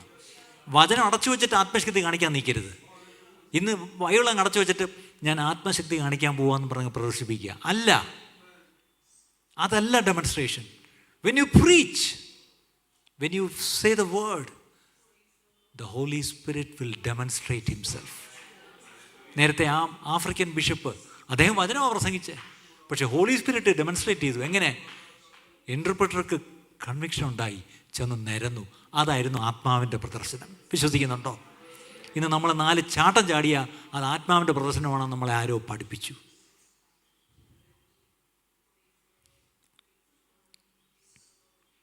നമുക്കോ ദൈവം തൻ്റെ ആത്മാവിനാൽ വെളിപ്പെടുത്തിയിരിക്കുന്നു. ആത്മാവ് സകലത്തെയും ദൈവത്തിൻ്റെ ആഴങ്ങളെയും ആരായുന്നു. 13-ാം വാക്യം, അത് ഞങ്ങൾ മനുഷ്യജ്ഞാനം ഉപദേശിക്കുന്ന വചനങ്ങളാൽ അല്ല, ആത്മാവ് ഉപദേശിക്കുന്ന വചനങ്ങളാൽ തന്നെ പ്രസ്താവിച്ചുകൊണ്ട് ആത്മീയർക്ക് ആത്മീയമായത് തെളിയിക്കുന്നു. ഇടയ്ക്കൊരു ചെറുപ്പക്കാരൻ ചോദിക്കുന്നത് കേട്ടു, എന്തോ പറഞ്ഞാൽ ഇപ്പോൾ ഒരു ചോദ്യം, ഇത് ബൈബിളിലെവിടാ? ബൈബിളില്ലാന്നേ. ബൈബിൾ എന്നെ അടച്ചു പൂട്ടി 2000 കൊല്ലമായില്ലേ ഇത് എഴുതി തീർത്തിട്ട്. അതിൽ 66 പുസ്തകമല്ലേ ഉള്ളൂ. അതിന് ശേഷം കിട്ടിയ വെളിപ്പാട് അവിടെ പോയി. അതാ ഈ വെളിപ്പാട്. ഇതിനകത്ത് തപ്പണ്ട. ഇതാണ് ഇന്നത്തെ ന്യായം. ബൈബിളിൽ ഇതിന് റെഫറൻസ് തപ്പരുത്. വല്ലാത്ത അപകടത്തിലേക്കാണ് നമ്മൾ പോകുന്നത് പ്രിയപ്പെട്ടവരെ. സൂക്ഷിക്കണം. ബൈബിളിലില്ലാത്ത ഒന്നും നമുക്ക് വേണ്ട പ്രിയപ്പെട്ടവരെ. നമ്മുടെ ജീവനും ഭക്തിക്കും വേണ്ടി ഇതൊക്കെ ഇതിനകത്തുണ്ട് അല്ലേ? അതിന് പുറത്തേക്ക് ഇടയ്ക്കൊരു ചെറുപ്പക്കാരൻ പറഞ്ഞിട്ട് beyond the Bible, beyond the Bible, beyond the Bible. വളരെ ഡേഞ്ചറസാണ് അത്. ബിയോണ്ട് ദ ബൈബിളൊന്നും ഇല്ല പ്രിയപ്പെട്ടവരെ. Within the Bible, within the ബൈബിളിലുള്ളത് നമുക്ക് മതി. വിതിൻ ദ ബൈബിളിലുള്ളത് ആദ്യം നമുക്ക് അനുസരിക്കാം. ഇതിലുള്ളത് അനുസരിച്ച് കഴിയുമ്പോഴത്തേക്കും കർത്താവ് വരും. കർത്താവിൻ്റെ സന്നിധിയിൽ പോയാൽ പിന്നെ നമുക്ക് ബൈബിൾ വേണ്ട, ശരിയാ, കർത്താവിനോട് ചേർന്നല്ലോ. പക്ഷെ അതുവരെ അവിടെ കൊണ്ട് എത്തിക്കേണ്ടത് ഈ വചനമാണ് പ്രിയപ്പെട്ടവരെ. ഇത് നമ്മുടെ മനസ്സിലേക്ക് വരണം. 1 കൊരിന്ത്യർ 2-ാം അധ്യായത്തിൻ്റെ 14-ാം വാക്യം തൊട്ട് വായിക്കുമ്പം, എന്നാൽ പ്രാകൃത മനുഷ്യൻ ദൈവാത്മാവിൻ്റെ ഉപദേശം കൈക്കൊള്ളുന്നില്ല, അതവന് ഭോഷത്വമാകുന്നു. ആത്മീകമായി വിവേചിക്കേണ്ടതാകിയാൽ അതവന് ഗ്രഹിപ്പാൻ കഴിയുന്നതുമല്ല. പക്ഷെ ആത്മീയനോ സകലത്തെയും വിവേചിക്കുന്നു, താൻ ആരാലും വിവേചിക്കപ്പെടുന്നില്ല എന്നുള്ള കാര്യങ്ങൾ പറഞ്ഞു. ഞാൻ ഇച്ചിരി ഓടിച്ചു പോവുകയാണേ. 3-ാം അധ്യായത്തിലേക്ക് വരുമ്പം അവിടെ ഇരിക്കുന്നത്, സഹോദരന്മാരെ, നിങ്ങളോട് എനിക്ക് ആത്മീയന്മാരോടെന്ന പോലെ അല്ല, ജഡികന്മാരോടെന്ന പോലെ, ക്രിസ്തുവിൽ ശിശുക്കളായവരോടെന്ന പോലെ അത്രേ സംസാരിപ്പാൻ കഴിഞ്ഞുള്ളൂ. കണ്ടോ, വിശുദ്ധീകരിക്കപ്പെട്ടവർ, വിളിക്കപ്പെട്ടവർ, വചനത്തിൽ സമ്പന്നർ, പരിജ്ഞാനത്തിൽ സമ്പന്നർ, കൃപാവരത്തിൽ കുറവില്ലാത്തവർ, കർത്താവിൻ്റെ വരവിനെ കാത്തിരിക്കുന്നവർ. പക്ഷേ ഇപ്പോൾ അങ്ങനെയുള്ളവരോട് എന്തോ പറയുന്നത്, ഒരാത്മീയനെന്നോണം എനിക്ക് നിങ്ങളോട് സംസാരിക്കാൻ പറ്റുന്നില്ല, പകരം ജഡികരെന്ന പോലെ സംസാരിക്കാൻ കഴിയുന്നുള്ളൂ. മനസ്സിലായോ? ഇംഗ്ലീഷിൽ 2 വാക്കുണ്ട്, ഐഡിയൽ, വേറൊരു വാക്കുണ്ട് റിയൽ. നമ്മുടെ ഒരു വലിയ പ്രശ്നം ഇതാ. ഐഡിയൽ ക്രിസ്ത്യാനിറ്റി എന്താണെന്ന് നമുക്കറിയാം, പക്ഷെ നമ്മളെല്ലാം സ്ട്രഗിൾ ചെയ്യുന്ന റിയൽ ക്രിസ്ത്യാനിറ്റിയായിട്ടാണ്. സ്നേഹിക്കണമെന്ന് എനിക്കറിയാം, സ്നേഹത്തെപ്പറ്റിയൊരു ഉപന്യാസം എഴുതാൻ പറഞ്ഞാൽ ഞാനിപ്പം എഴുതും, അല്ലെ പ്രസംഗിക്കാൻ പറഞ്ഞാൽ ഇപ്പം പ്രസംഗിക്കും. പക്ഷെ പ്രശ്നം റിയൽ എന്ന് പറഞ്ഞാൽ എന്താ, എനിക്ക് സ്നേഹിക്കാൻ കഴിയുന്നില്ല, അതാ റിയൽ. ശരിയല്ലേ? അപ്പം ഈ ഐഡിയലും റിയലും തമ്മിലൊരു ഭയങ്കര ഒരു ഫ്രിക്ഷൻ, അല്ലെങ്കിൽ ഒരു ടെൻഷൻ, ഞാൻ പറയും ഒരു ക്രിയേറ്റീവ് ടെൻഷനുണ്ട്. ഇപ്പോൾ എനിക്കറിയാം ക്ഷമിക്കണമെന്ന്, പക്ഷേ ക്ഷമിക്കാൻ പറ്റുന്നില്ല.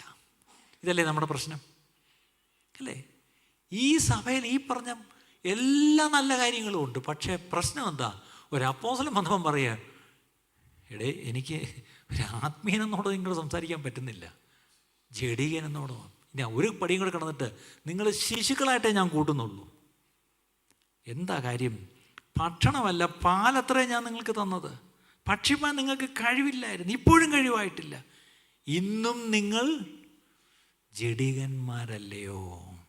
എന്തുകൊണ്ടാണ് ഈ പാസ്റ്റർമാർ പലയിടത്തും ചെന്ന് കട്ടിക്ക് പ്രസംഗിക്കാത്തതെന്നറിയാമോ? കൊടുത്തിട്ട് കാര്യമില്ല. ഇതെന്താണ്? ദഹിക്കത്തില്ല എന്നേ.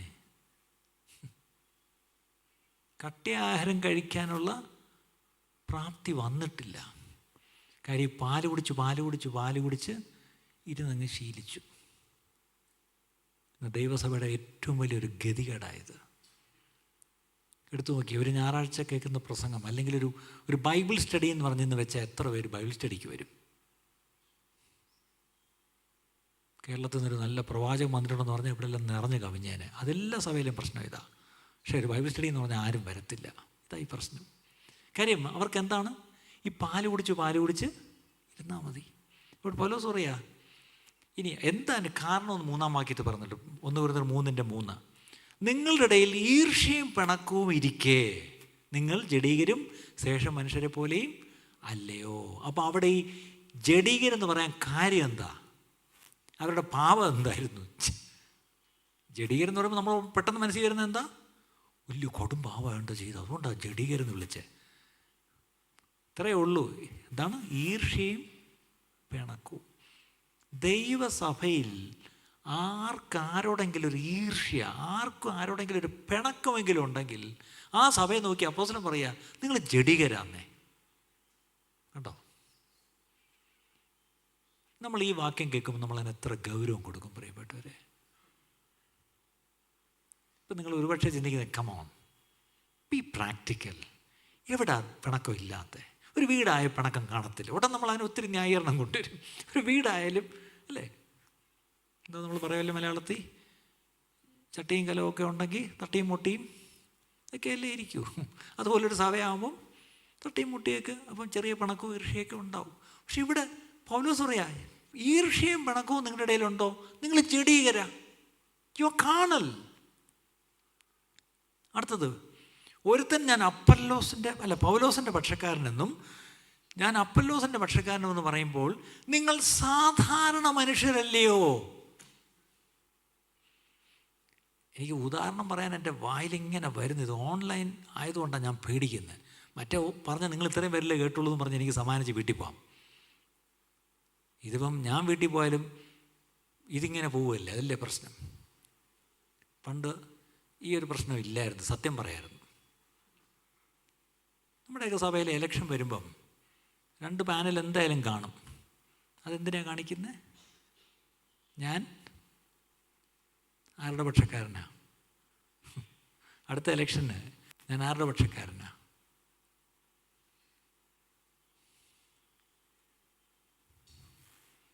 ഞാൻ ഇൻഡിപെൻഡൻ്റ് ചർച്ചക്കാരനെന്നൊക്കെ നിങ്ങൾ പറയും.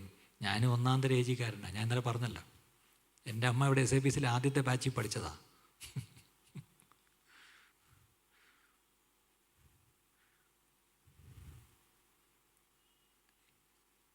ഒരു പക്ഷം പിടിച്ചാൽ ജഡീകരാണ് നമ്മൾ. ഒരു പക്ഷം പിടിച്ചാൽ, പക്ഷത്തിന് വേണ്ടി ഞാൻ യുദ്ധം ചെയ്താൽ സാധാരണക്കാരനാണ് ഞാൻ.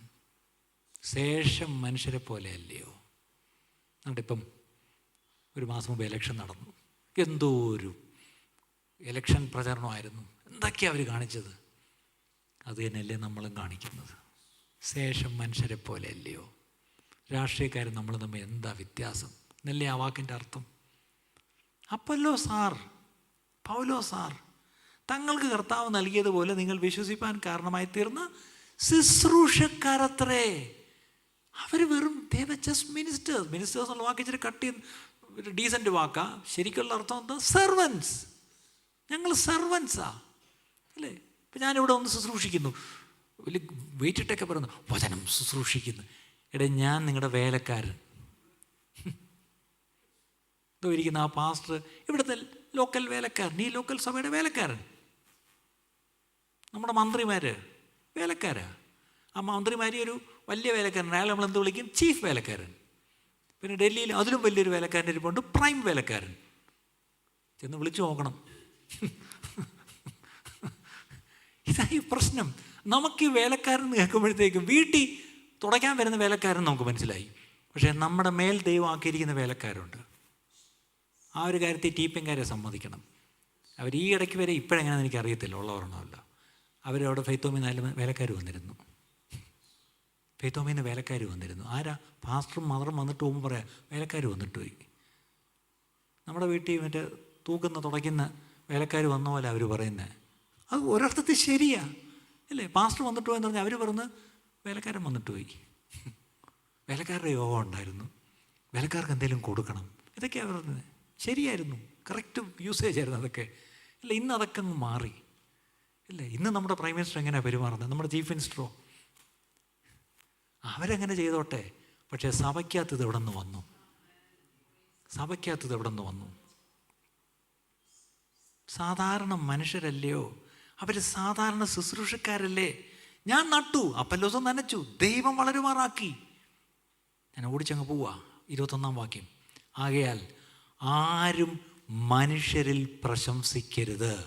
ഇങ്ങനൊരു ഒരു ഒരു ഒരു ഇതൊരു ഉപദേശമല്ല, ഇനി ഞാൻ ആജ്ഞാപിക്കാൻ പോകുന്ന നേരത്തെ പറഞ്ഞു. എൻ്റെ അർത്ഥം കർശനമായിട്ട് ചില കാര്യങ്ങൾ ആ സഭയോട് പറയേണ്ടി വന്നെങ്കിൽ, ഞാൻ ചോദിച്ചോട്ടെ, ആ ഒരു സഭയോട് മാത്രം പറഞ്ഞതാണോ? അങ്ങനെയാണെങ്കിൽ നമ്മൾ എന്തിനാണ് ഇന്നത് വായിക്കുന്നത്? ഇന്ന് നമ്മുടെ ഇടയിൽ ഏതെങ്കിലും തരത്തിൽ നമ്മൾ മനുഷ്യരിൽ പ്രശംസിക്കുന്നുവെങ്കിൽ നമ്മളത് നിർത്തണം പ്രിയപ്പെട്ടവരെ. ഇന്ന് ഞാൻ സങ്കടത്തോടെ പറയട്ടെ, മനുഷ്യരിൽ പ്രശംസിക്കുന്നത് ഒത്തിരി ഇപ്പം സഭകളിലാണ് ഞാൻ കാണുന്നത്. രാഷ്ട്രീയത്തിൽ പോലും അത്ര വിലയില്ല ഇപ്പം മനുഷ്യർക്ക്. രാഷ്ട്രീയക്കാർക്കറിയാം ഈ അണികൾക്കൊന്നും നേതാക്കന്മാരെ വിലയില്ല എന്ന്. ചുമ്മാ കാര്യം കാണാൻ വേണ്ടി കൂടെ അയക്കുന്നതാണ്. പക്ഷേ ഇന്ന് അതിനെക്കാട്ടിലും ഭയങ്കര പ്രശംസയായിരുന്നു സഭയ്ക്കകത്ത്. എവിടെയോ നമ്മൾ തെറ്റിപ്പോകുന്നു പ്രിയപ്പെട്ടവരെ, എവിടെയോ നമ്മൾ വഴിവിട്ട് പോകുന്നു. ഒന്ന് മടക്കി കൊണ്ടുവരാൻ ആ ദൈവം, ഈ യോഗങ്ങളിലൂടെ ദൈവം നമ്മളോട് സംസാരിക്കുന്നത്. സെലിബ്രിറ്റീസ്, ഗോഡ്മെൻ, ഫേവറേറ്റ്സ്, പാനൽസ് എന്നൊക്കെ പറയുന്നത്, ഇതൊക്കെ സൂക്ഷിക്കണം. പൗലോസോ അപ്പല്ലോസോ 22-ാം വാക്യം, കേഫാവോ ലോകമോ ജീവനോ മരണമോ ഇപ്പോഴുള്ളതോ വരുവാനുള്ളതോ സകലവും നിങ്ങൾക്കുള്ളത്, നിങ്ങളോ ക്രിസ്തുവിനുള്ളവർ, ക്രിസ്തു ദൈവത്തിനുള്ളവൻ. കണ്ടോ, ക്രിസ്തു കണ്ടോ, അവിടെ ദ സുപ്രീമസി ഓഫ് ക്രൈസ്റ്റ്, അതാണ് അവിടെ കൊണ്ടുവരുന്നത്. ഇന്ന് ആ യേശുവിനെ ഉയർത്തുന്നത് വളരെ കുറഞ്ഞു പോയി പ്രിയപ്പെട്ടവരെ. യേശുവിനെ ഉയർത്തുന്നതല്ല. 4-ാം അധ്യായത്തിലേക്ക് വരാം. 4-ാം അധ്യായത്തിലേക്ക് വരുമ്പോൾ കൊരിന്ത്യരിൽ നോക്കിയിട്ട് പൗലോസ് പറയുക, നിങ്ങൾക്ക് ഇച്ചിരി നിഗളമുണ്ടോയെന്ന് എനിക്കൊരു സംശയം, ഇച്ചിരി അഹങ്കാരവും കൂടിയിട്ടുണ്ട് ഇടയ്ക്ക്. അതിനെന്താ കാര്യം? 7-ാം വാക്യം, അതിൻ്റെ 8 വാക്യം, ഇത്ര ക്ഷണത്തിൽ നിങ്ങൾ സമ്പന്നരായി, ഞങ്ങളെ കൂടാതെ വാഴുന്നവരായി. അയ്യോ, നിങ്ങളോടുകൂടെ ഞങ്ങളും വാഴേണ്ടതിന് നിങ്ങൾ വാണുവെങ്കിൽ കൊള്ളാമായിരുന്നു. ഇത്ര ക്ഷണത്തിൽ നിങ്ങൾ തൃപ്തരായി. എൻ്റെ അർത്ഥം, എവിടെയോ ഈ പറഞ്ഞ ഒരു അഹങ്കാരം, ഒരു നിഗളം, they were proud of themselves. ഇന്ന് സഭയ്ക്ക് വന്നിരിക്കുന്ന വേറൊരു കുഴപ്പമാണ്, നമ്മൾ തന്നെ അങ്ങ് ഒരു പ്രൈഡ് നമ്മളങ്ങ് എടുക്കാൻ തുടങ്ങി. എല്ലാ സഭയ്ക്കും ഞാനിപ്പം കാണുന്നുണ്ട് ഒരു പ്രൈഡ്. നമുക്ക് നേരത്തെ നമ്മൾ പറഞ്ഞു, നമുക്ക് എന്തെങ്കിലും പ്രശംസ ഉണ്ടെങ്കിൽ ആരില്ല? ക്രിസ്തുവിൽ.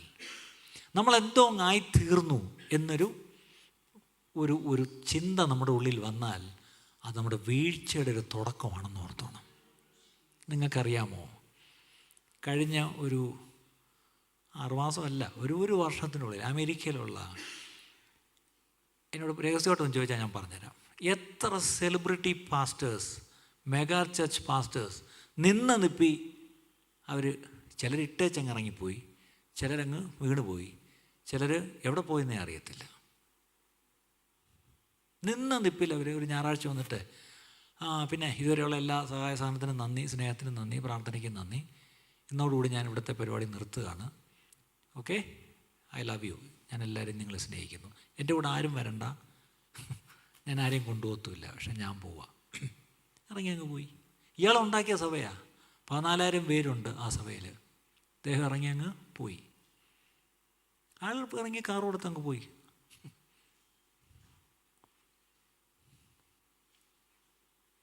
കഴിഞ്ഞ ഒരു വർഷത്തിനുള്ളിൽ ഇഷ്ടം പോലെ പാസ്റ്റേഴ്സ് വേല വിട്ടേച്ചു പോയി, ചിലർ വീണുപോയി.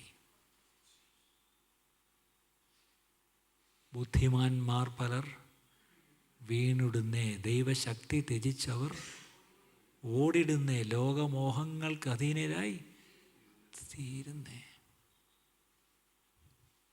നക്ഷത്രങ്ങളെപ്പോലെ തിളങ്ങിയവർ വീഴുന്ന കാഴ്ച നമ്മുടെ മുമ്പേ കാണുന്നു പ്രിയപ്പെട്ടവരെ.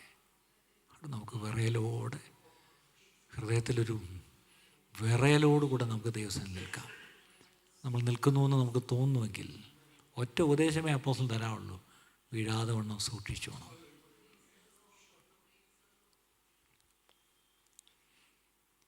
അഞ്ചാം അധ്യായത്തിലേക്ക് വരുമ്പം 1-ാം വാക്യം, നിങ്ങളുടെ ഇടയിൽ ദുർനടപ്പുണ്ടെന്ന് കേൾക്കുന്നു, ഒരുത്തൻ തൻ്റെ അപ്പൻ്റെ ഭാര്യയെ വെച്ചു കൊള്ളുന്നു പോൽ, അത് ജാതികളിൽ പോലും ഇല്ലാത്ത ദുർനടപ്പ് തന്നെ. അതിൻ്റെ ഗൗരവം മനസ്സിലായോ? ഇന്ന് നിങ്ങൾ ഈ എൻ്റർടൈൻമെൻറ്റ് വേൾഡ് അല്ലെങ്കിൽ അല്ലേ, നമ്മൾ ലോകത്തിലേക്ക് നോക്കിയാൽ വളരെ മ്ലേച്ഛമായ കാര്യങ്ങളുണ്ട് അല്ലേ. ഇന്ന് അതിൻ്റെ നിങ്ങളത് അന്വേഷിച്ചൊന്നും ദൂരെയൊന്നും പോകണ്ട, നിങ്ങൾ ഒന്ന് കണ്ണൂർ നോക്കിയാൽ നിങ്ങൾക്ക് കാണാം. വളരെ മോശം കാര്യങ്ങളൊക്കെയാണ് ഇന്ന് നമ്മുടെ സമൂഹത്തിൽ നടക്കുന്നത്. പണ്ടൊക്കെ രഹസ്യമായിട്ട് ചെയ്യുന്ന പലതും ഇന്ന് പരസ്യമായിട്ടാണ് നമ്മൾ കാണുന്നത്. പക്ഷെ അന്നത്തെ കാലത്ത് ആ പട്ടണങ്ങൾ നിങ്ങൾ ഓർക്കണം, അവിടെയും വളരെ മ്ലേച്ഛമായ കാര്യങ്ങളുള്ള പട്ടണങ്ങളായിരുന്നു, ഓർക്കണം. പക്ഷെ ആ മ്ലേച്ഛത കമ്പയർ ചെയ്തിട്ട് പൗലോസ് പറയുക, ജാതികളിൽ പോലും അതില്ല, പക്ഷെ നിങ്ങളുടെ ഇടയിൽ അതുണ്ട്. ഈ നിങ്ങളാരാ? വിശുദ്ധർ, വിളിക്കപ്പെട്ടവർ, വചനത്തിൽ സമ്പന്നർ, പരിജ്ഞാനത്തിൽ സമ്പന്നർ, കൃപാവരത്തിൽ കുറവില്ലാത്തവർ, കർത്താവിൻ്റെ വരവിനായി കാത്തിരിക്കുന്നവർ. പക്ഷെ നിങ്ങളുടെ ഇടയിൽ ഇപ്പം എന്തുണ്ട്? ജാതികളിൽ പോലും ഇല്ലാത്ത നടപ്പ് ഇതിനകത്തുണ്ട്.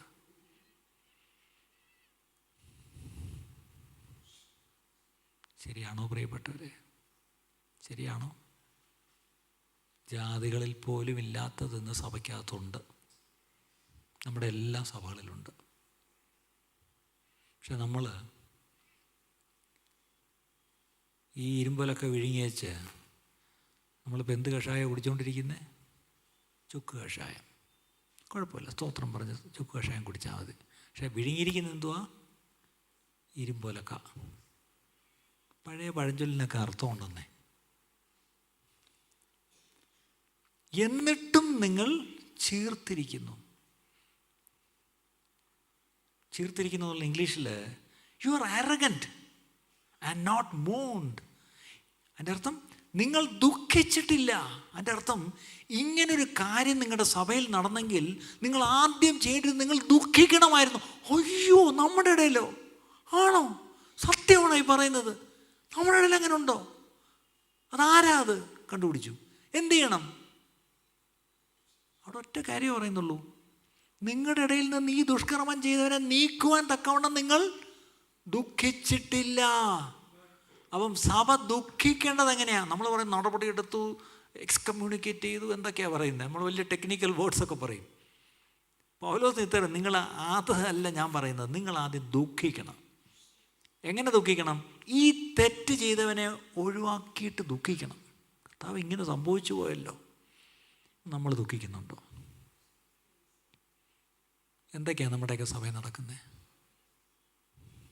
എന്തേലും ദുഃഖം നോക്കുന്നുണ്ടോ? ഞാൻ കൂടുതൽ അതിനെപ്പറ്റി പറയുന്നില്ല.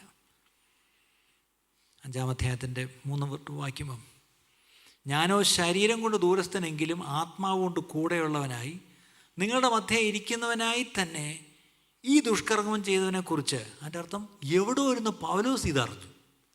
അതിൻ്റെ അർത്ഥം ആ സഭയിലുള്ളവർക്ക് ഇത് അറിയത്തില്ല എന്നാണോ? അറിയാം. ചിലപ്പോൾ ഈ ദുഷ്കർമ്മം ചെയ്തവനായിരിക്കും ആ സഭയിലെ സെക്രട്ടറി, ആർക്കറിയാം? ചിലപ്പോൾ അവിടുത്തെ ട്രഷറായിരിക്കും, ചിലപ്പോൾ അവനായിരിക്കും കീബോർഡ് വായിക്കുന്നത്. പിന്നെ എങ്ങനെ പുറത്താക്കാൻ പറ്റും?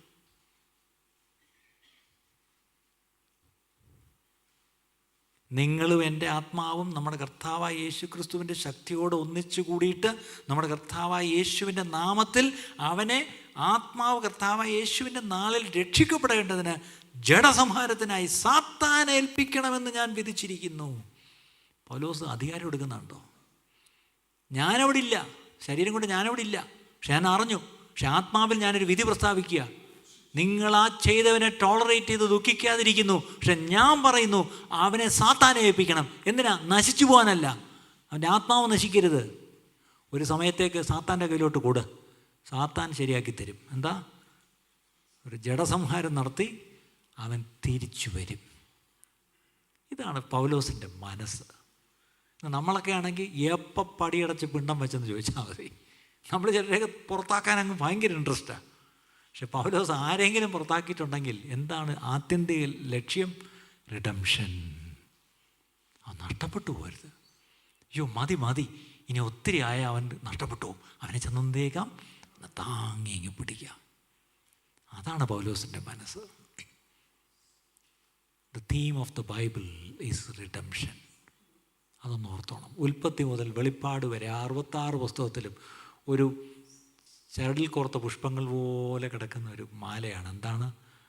The story of redemption. വീണ്ടെടുപ്പ്. ആരും നശിച്ചു പോകരുതെന്ന് ദൈവം ആഗ്രഹിക്കുന്നു. ഇന്ന് നമ്മളൊക്കെ വടിയെടുത്ത് അങ്ങ് അടിക്കാൻ നടക്കുക, എല്ലാത്തിനെയും പുറത്താക്കാൻ നടക്കുക. പുറത്താക്കണം. പക്ഷേ ആ പുറത്താക്കുമ്പോഴും ഒരു കാര്യം ഓർത്തോണം, ഒരു കയറൊന്ന് നീട്ടി വിട്ടേക്കണം. എന്തിനാ? പോട്ടെ. പക്ഷെ ഒരു സമയം കഴിയുമ്പോൾ പതുക്കെ അവനെ ഇങ്ങ് വലിച്ചിങ്ങ് അടുപ്പിക്കണം. അതിനൊരു സ്തോത്രം പറയാമോ? അതാ ദൈവത്തിൻ്റെ കൃപ. ആരും നഷ്ടപ്പെടരുതെന്ന് ദൈവം ആഗ്രഹിക്കുന്നു. ഒരു സേഫ്റ്റി നെറ്റ് ഇട്ടിട്ടുണ്ട്, അതിൽ വീണ് ഇങ്ങ് പിടിക്കും. പക്ഷേ അവൻ തിരിഞ്ഞങ്ങനെ വരണമെങ്കിൽ അവനെ ശിക്ഷിക്കേണ്ടത് ശിക്ഷിക്കണം, പുറത്താക്കണം. എന്നിട്ട് നിങ്ങൾ ദുഃഖിക്കണം ദൈവസന്നിധി. ഇന്ന് സഭ അത് ചെയ്യുന്നില്ല.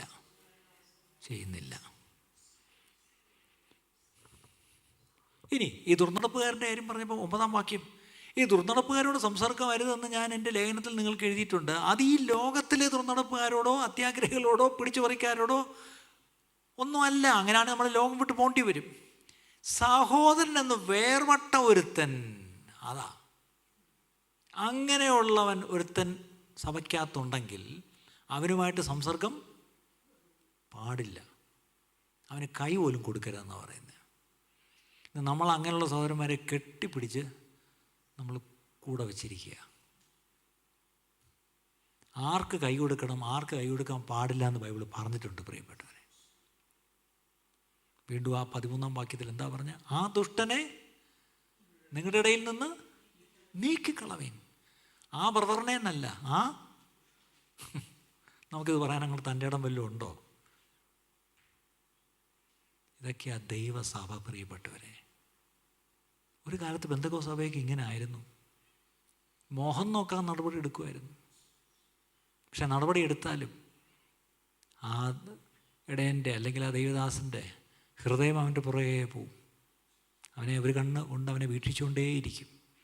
എവിടെയെങ്കിലും വെച്ച് അവൻ തകരുമ്പം അവനെ താങ്ങി പിടിച്ചും കൊണ്ടുവരും. അപ്പോഴത്തേക്ക് അവൻ നല്ല പദപ്പെട്ട് പരുവപ്പെട്ട് വരും. ഇന്ന് അങ്ങനെയുള്ളൊരു മാനസാന്തരം ആർക്കും ഉണ്ടാവുന്നില്ല. കാര്യം തെറ്റാണെന്ന് ആരും അവൻ്റെ മുഖത്ത് നോക്കി പറയുന്നില്ല. അതാ ഇന്നത്തെ പ്രശ്നം. ഇന്ന് അഥവാ നമ്മളൊരു തെറ്റ് ചെയ്തവനെ ഒന്ന് ശാസിക്കാൻ ശ്രമിച്ചാൽ ഉടനെ അടുത്ത ആൾ വലയിട്ടവനെ കൊണ്ടുപോയി അവിടെ സ്ഥാനം കൊടുത്തു വയ്ക്കുക. അതാ ഇന്നത്തെ ഏറ്റവും വലിയ ശാപം, അല്ലേ? 6-ാം അധ്യായത്തിലേക്ക് വരാം. 6-ാം അധ്യായത്തിൽ വരും പൗലോസ് പറയാ, നിങ്ങൾ ഒരുത്തനും മറ്റൊരുത്തനോടൊരു കാര്യമുണ്ടെങ്കിൽ വിശുദ്ധന്മാരുടെ മുമ്പാകെയല്ല അഭക്തന്മാരുടെ മുമ്പിൽ വ്യവഹാരത്തിന് പോകാൻ തുനിയുന്നുവോ? അടുത്ത പ്രശ്നം എന്താണ്? അവരിൽ ചിലർക്ക് ചില പ്രശ്നമുണ്ട്, വ്യവഹാരമുണ്ട്. അതാണ് കാര്യം, അല്ലേ? പക്ഷേ വ്യവഹാരത്തിന് പരിഹാരം വേണം, അല്ലേ? അത് പരിഹരിക്കണം. അതിനെവിടെ പോകണം? വിശുദ്ധന്മാരുടെ മുമ്പേ അല്ലേ വരേണ്ടത്? പണ്ടൊക്കെ വഴക്ക് തീർക്കാൻ എവിടെയാണ് വരുന്നത്? നമ്മുടെ കൂട്ടത്തിലൊക്കെ പണ്ട് പാസ്റ്റർ പറഞ്ഞാൽ പണ്ടൊക്കെ വഴക്ക് തീർക്കാൻ പാസ്റ്റർ അടുത്ത് വരും, അല്ലെ ഫെയ്ത്തോമി വരും. എൻ്റെ പപ്പ TPM-ലെ പാസ്റ്ററായിരുന്നു, CPM-ൽ ആദ്യകാലത്ത്. പാസ്റ്റർ പോളിൻ്റെ കൂടെ സിലോണിലുണ്ടായിരുന്ന ആളാണ്. അപ്പോൾ ഒരിക്കൽ രണ്ട് സഹോദരന്മാർ തമ്മിൽ വലിയ വഴക്ക്. ലോക്കൽ പാസ്റ്റർ അങ്ങോട്ട് ഇടപെട്ടിട്ടൊന്നും തീരുന്നില്ല. അവസാനം രണ്ടുപേരെയും പിടിച്ച് ലോക്കൽ പാസ്റ്റർ പോളിൻ്റെ ഒപ്പം കൊണ്ടുവന്നു. അദ്ദേഹമാണല്ലോ ചീഫ് പാസ്റ്റർ. അവിടെ പുള്ളി ചോദിച്ചു, എന്തോടാ കാര്യം? രണ്ടുപേരുടെ ഭാവം പറഞ്ഞു. പുള്ളിയെല്ലാം കേട്ടേച്ച് പറഞ്ഞു, കെട്ടിപ്പിടിക്കടാ, ക്ഷമ വയ്ക്കടാ. അവിടെ രണ്ടുപേരും ഇങ്ങനെ മാറി നിൽക്കുക. അത് ക്ഷമിച്ച് കെട്ടിപ്പിടിക്കാനായി പറയുന്നത്. ക്ഷമിക്കാൻ വയ്യാന്ന് പറഞ്ഞിരിക്കുക രണ്ടുപേരും. ഉടനെ പുള്ളി വലിയ കർശനക്കാരനെ. പുള്ളി അങ്ങോട്ട് വെച്ച്, എന്തോടാ എടാ പോടാന്നൊക്കെയാണ് പുള്ളി വിളിക്കുന്നത്. കെട്ടിപ്പിടിക്കാൻ വയ്യായോ? ഉടനെ ഒരാൾ ചോദിച്ചു, ആൾ വലിയ പണക്കാരനാ, പാസ്റ്റർ എന്നാലും എൻ്റെ പ്രസ്റ്റീജ് എന്നൊരു വാക്ക് പറഞ്ഞു. ഉടനെ അയാൾ പൊട്ടിത്തെറിച്ചുകൊണ്ട് പാസ്റ്റർ പറഞ്ഞു, ചത്ത പട്ടിക്ക് എന്തോന്ന് പ്രസ്റ്റീജടാ, പിടിക്കടാ എന്ന് പറഞ്ഞു. പുള്ളി അങ്ങോട്ട് നാലറി, ചത്ത പട്ടിക്ക് പ്രസ്റ്റീജോടാ എന്ന് പറഞ്ഞു തീർന്നില്ല. രണ്ടുപേരുടെ കെട്ടിപ്പിടിച്ച് അങ്ങ് പൊട്ടി അങ്ങ് കരഞ്ഞു. സംഭവം തീർന്നവിടെ. നമ്മുടെ പ്രശ്നം എന്താ? പ്രസ്റ്റീജ്. അതാ നമുക്ക് പ്രശ്നം. അന്ന് ഇങ്ങനെയൊക്കെ പരിഹരിക്കാൻ ദൈവദാസന്മാരുണ്ടായിരുന്നു. ഇന്നാരുണ്ട്? ഇതാണ് ഇന്നത്തെ പ്രശ്നം. പൗലോസ് ചോദിക്കുക, വിശുദ്ധന്മാരാരും ഇല്ലയോ ഇതൊന്നും പരിഹരിക്കാൻ? പകരം എവിടാ പോകുന്നത്? അഭക്തരുടെ മുമ്പിൽ വ്യവഹാരത്തിന് പോകുന്നു. എന്നിട്ട് പറയാം 2-ാം വാക്യം, വിശുദ്ധന്മാർ ലോകത്തെ വിധിക്കുമെന്ന് അറിയുന്നില്ലയോ? ലോകത്തെ നിങ്ങൾ വിധിക്കുമെങ്കിൽ ഏറ്റവും ചെറിയ സംഗതികൾ വിധിപ്പാൻ നിങ്ങൾ അയോഗ്യരോ?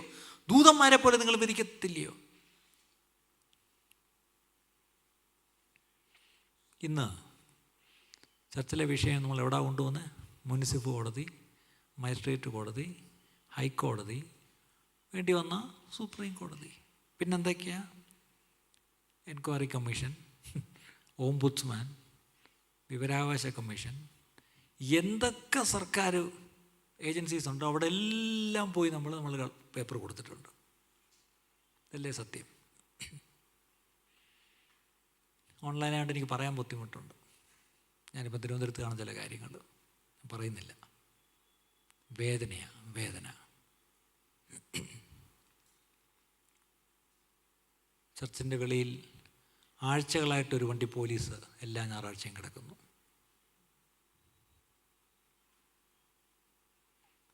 അതിൽ പോലീസ് വണ്ടി കിടക്കുന്ന ഒരു SI, ഒരു നായരാ. അയാൾ ഇടയ്ക്ക് കയറി ഒന്ന് ചോദിച്ചിട്ടുണ്ട്, സാറന്മാരെ നിങ്ങൾക്ക് ഇതങ്ങ് പരിഹരിച്ചൂടെ? എന്തിനാ ഞങ്ങളെ ഇട്ട് ബുദ്ധിമുട്ടിക്കുന്നത്? ഇതൊരു ഒന്നുമില്ലല്ലോ, ഒരു ദേവാലയമല്ലേ സാറേ, നിങ്ങൾക്കിതങ്ങ് പരിഹരിച്ചൂടെ എന്നൊരു നായർ ഒരു ഓഫീസർ ചോദിച്ചെന്ന് ഇത് കേട്ട പാർട്ടി എന്നോട് പറഞ്ഞു. ഞാൻ ചൂളിപ്പോയി സാമേ, ഞാൻ എന്തു പറയും? അയാളുടെ മുമ്പിൽ എന്ത് പറയും ഞാൻ? അവിടുത്തെ ഒരു വിശ്വാസിനോട് പറഞ്ഞതാണ്. നിങ്ങൾക്ക് തമ്മിൽ വ്യവഹാരം ഉണ്ടാകുന്നത് തന്നെ കേവലം പോരായ്മയാകുന്നു. അതിന് പകരം നിങ്ങൾ അന്യായം സഹിച്ചു കൊള്ളാത്തത് എന്ത്? നഷ്ടം ഏറ്റുകൊള്ളാത്തത് എന്ത്?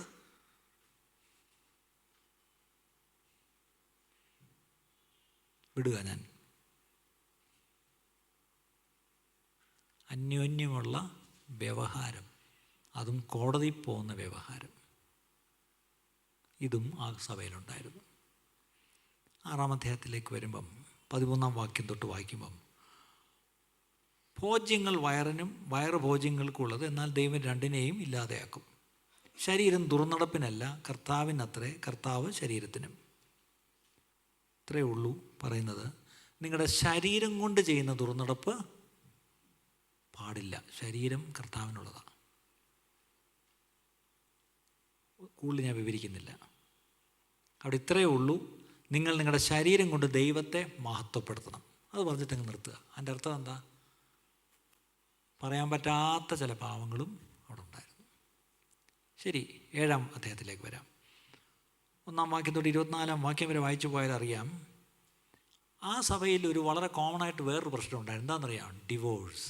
എന്താണ്? വിവാഹ മോചനം. ഇപ്പം ഞാൻ ആ വിഷയമൊക്കെ തുറന്നു കഴിഞ്ഞാൽ നിങ്ങൾ എന്നെ ഓടിക്കും. 11-ാം വാക്യം, ഭാര്യ ഭർത്താവിനെ വേർപിരിയരുത്. അതേ വാക്യത്തിൽ തന്നെ ഭർത്താവ് ഭാര്യയെ ഉപേക്ഷിക്കുകയും അരുത്. അതിൻ്റെ അർത്ഥം വിവാഹം മാന്യമാണെങ്കിൽ, ദൈവത്താൽ നിയമിക്കപ്പെട്ടതാണെങ്കിൽ ആ ഗൗരവം കൊടുത്തു വേണം കുടുംബജീവിതം നയിക്കുവാനെന്നാണ് സഭയിലുള്ളവരെങ്കിലും മനസ്സിലാക്കേണ്ടത്. പുറത്തുള്ളവരെ നമുക്കൊന്നും പറയാൻ ഒക്കത്തില്ല. പക്ഷെ ആ സഭയിൽ എന്തുണ്ടായിരുന്നു പ്രശ്നം? ചില വിഷയങ്ങളുണ്ടായിരുന്നു. ശരി, 8-ാം അധ്യായത്തിലേക്ക് വരാം. വിഗ്രഹാർപ്പിതം. അപ്പോൾ നമ്മൾ ചിന്തിക്കും, ഇത് നമ്മളെ ബാധിക്കത്തില്ല. സമയമില്ലാത്തതുകൊണ്ട് ഞാനത് വിവരിക്കുന്നില്ല. അറിവുണ്ട് എന്ന് നമുക്കറിയാം. അറിവ് ചീർപ്പിക്കുന്നു, സ്നേഹമോ ആത്മീയ വർധന വരുത്തുന്നു. അതിൻ്റെ അർത്ഥം എന്താ? ഇന്ന് ശരിക്കും പറഞ്ഞാൽ വിഗ്രഹം ആരാധന അല്ല, വിഗ്രഹ അർപ്പിതം എന്നൊക്കെ പറയുമ്പം നമുക്കൊത്തിരി ന്യായങ്ങൾ പറയാനുണ്ട്. പക്ഷേ നമ്മുടെ ഒരു കോണ്ടെക്സ്റ്റ് അല്ല ഒരു എല്ലാ സഭയിലെയും കോണ്ടെക്സ്റ്റ്. എനിക്കറിയാം, ഒരു മറ്റൊരു സമുദായത്തിൽ നിന്ന് ഒറ്റയ്ക്ക് രക്ഷിക്കപ്പെട്ടു വന്നു. അവൻ രക്ഷിക്കപ്പെട്ട് സഭയിൽ വന്നു. പക്ഷെ അവൻ്റെ വീട്ടിലാരും രക്ഷിക്കപ്പെട്ടിട്ടില്ല. ഒരു മകനേ ഉള്ളൂ. അപ്പനും അമ്മയും ജീവിച്ചിരിക്കുന്നു.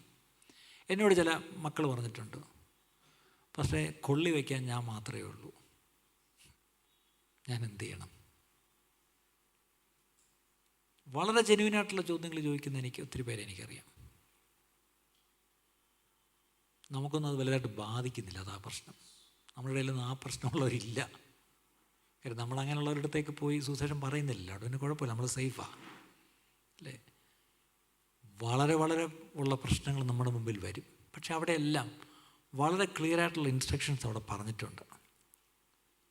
9-ാം അധ്യായത്തിലേക്ക് വന്നപ്പം സുവിശേഷ വേല ചെയ്യുകയും കർത്താവിൻ്റെ വേല ചെയ്യുകയും അതിൽ നിമിത്തം അവരുടെ കാര്യം കഴിഞ്ഞ് പോവുകയാണെങ്കിൽ അതിനെ കുറ്റപ്പെടുത്തുന്ന ഒരു രീതി ഇന്നുകൊണ്ട് ചിലർ. ഇവന്മാർക്കൊക്കെ ജോലി ചെയ്തുകൂടെ? എന്തിനാണ് ഈ വെള്ളയിട്ട് മീശയെടുത്ത് ഇങ്ങനെ ഇറങ്ങും? എന്താണ്? വേലയും ചെയ്യത്തില്ല, കൂലിയില്ല, എന്താന്ന് ഇങ്ങനെ നടന്നുകൊണ്ട് മനുഷ്യരെ പറ്റിക്കാൻ നടക്കുന്നു. ഈ ഒരു പറച്ചിലന്ന് അവിടെ ഉണ്ടായിരുന്നു. ഞാനങ്ങ് വിടുക. അതും 10-ാം അധ്യായം 1 തൊട്ട് 22 വരെ വായിക്കുമ്പം അവിടെ സമുദ്രത്തിലൂടെ കടന്ന് മേഘത്തിലും സമുദ്രത്തിലും സ്നാനമേറ്റ് മോശയോടെ ചേർന്ന ഒരു കൂട്ടർ, ഇസ്രായേൽ മക്കളുടെ ചരിത്രമാണ്. ഒരേ ആത്മീയഹാരം തിന്ന് ഒരേ ആത്മീയ പാനീയം കുടിച്ച് അവരെ അനുഗമിച്ച ആത്മീയ പാറയിൽ നിന്ന് എന്നെ കുടിച്ചു. ആ പാറ ക്രിസ്തുവായിരുന്നു. 5-ാം വാക്യം. ആ വാക്യം വായിക്കുമ്പോൾ നമ്മൾ വിറയ്ക്കണം. എങ്കിലും അവരിൽ മിക്ക പേരിലും ദൈവം പ്രസാദിച്ചില്ല എന്ന് മാത്രമല്ല, അവരെ മരുഭൂമിയിൽ തള്ളിയിട്ട് കളഞ്ഞു എന്ന് നിങ്ങൾ, പുതിയ നിയമസഭയായ നിങ്ങൾ അറിയാതിരിക്കരുത്. 6-ാം വാക്യം. ഇത് നമുക്ക് ദൃഷ്ടാന്തമായി ഭവിച്ചെങ്കിൽ അവർ മോഹിച്ചതുപോലെ നാമും